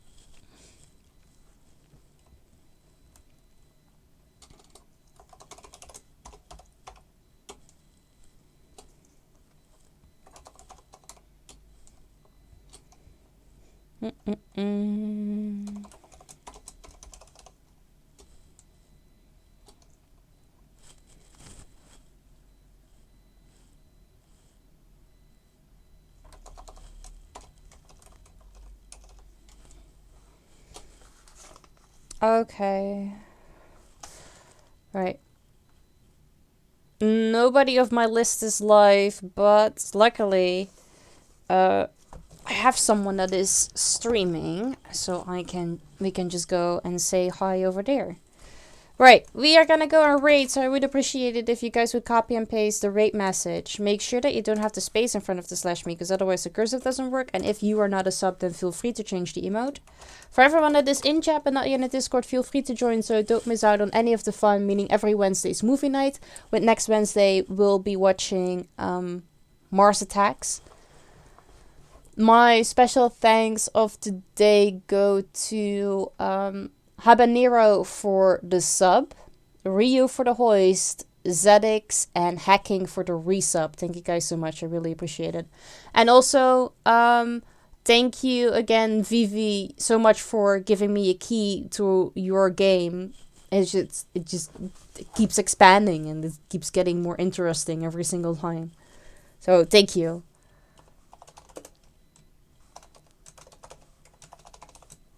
Alright, we are gonna... Is it Mars Attacks with the strange alien dude? Yeah, the one made by Tim Burton. But like the brains and like the glass cubes, like things above it. Alright, we are gonna go say hi to your mama. Oh, bye Abigail, thank you. I hope you too. Brain and the eyeballs, yes, exactly, that one. We are gonna go say hi to your mama's type. He is currently playing Call of Duty.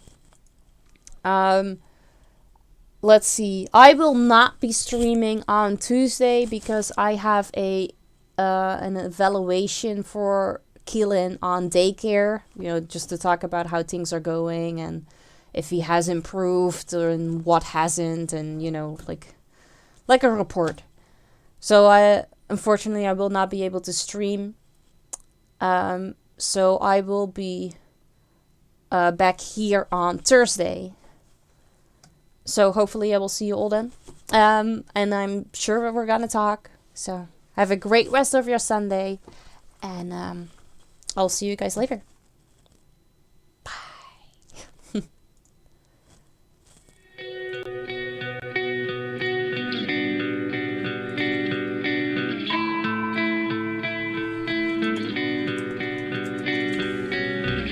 Is this the final scene in our tragic play?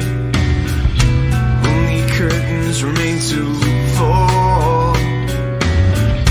There's no reason left to stay in this place. We move backwards against the wall. Conversations over, communications dead. The monolith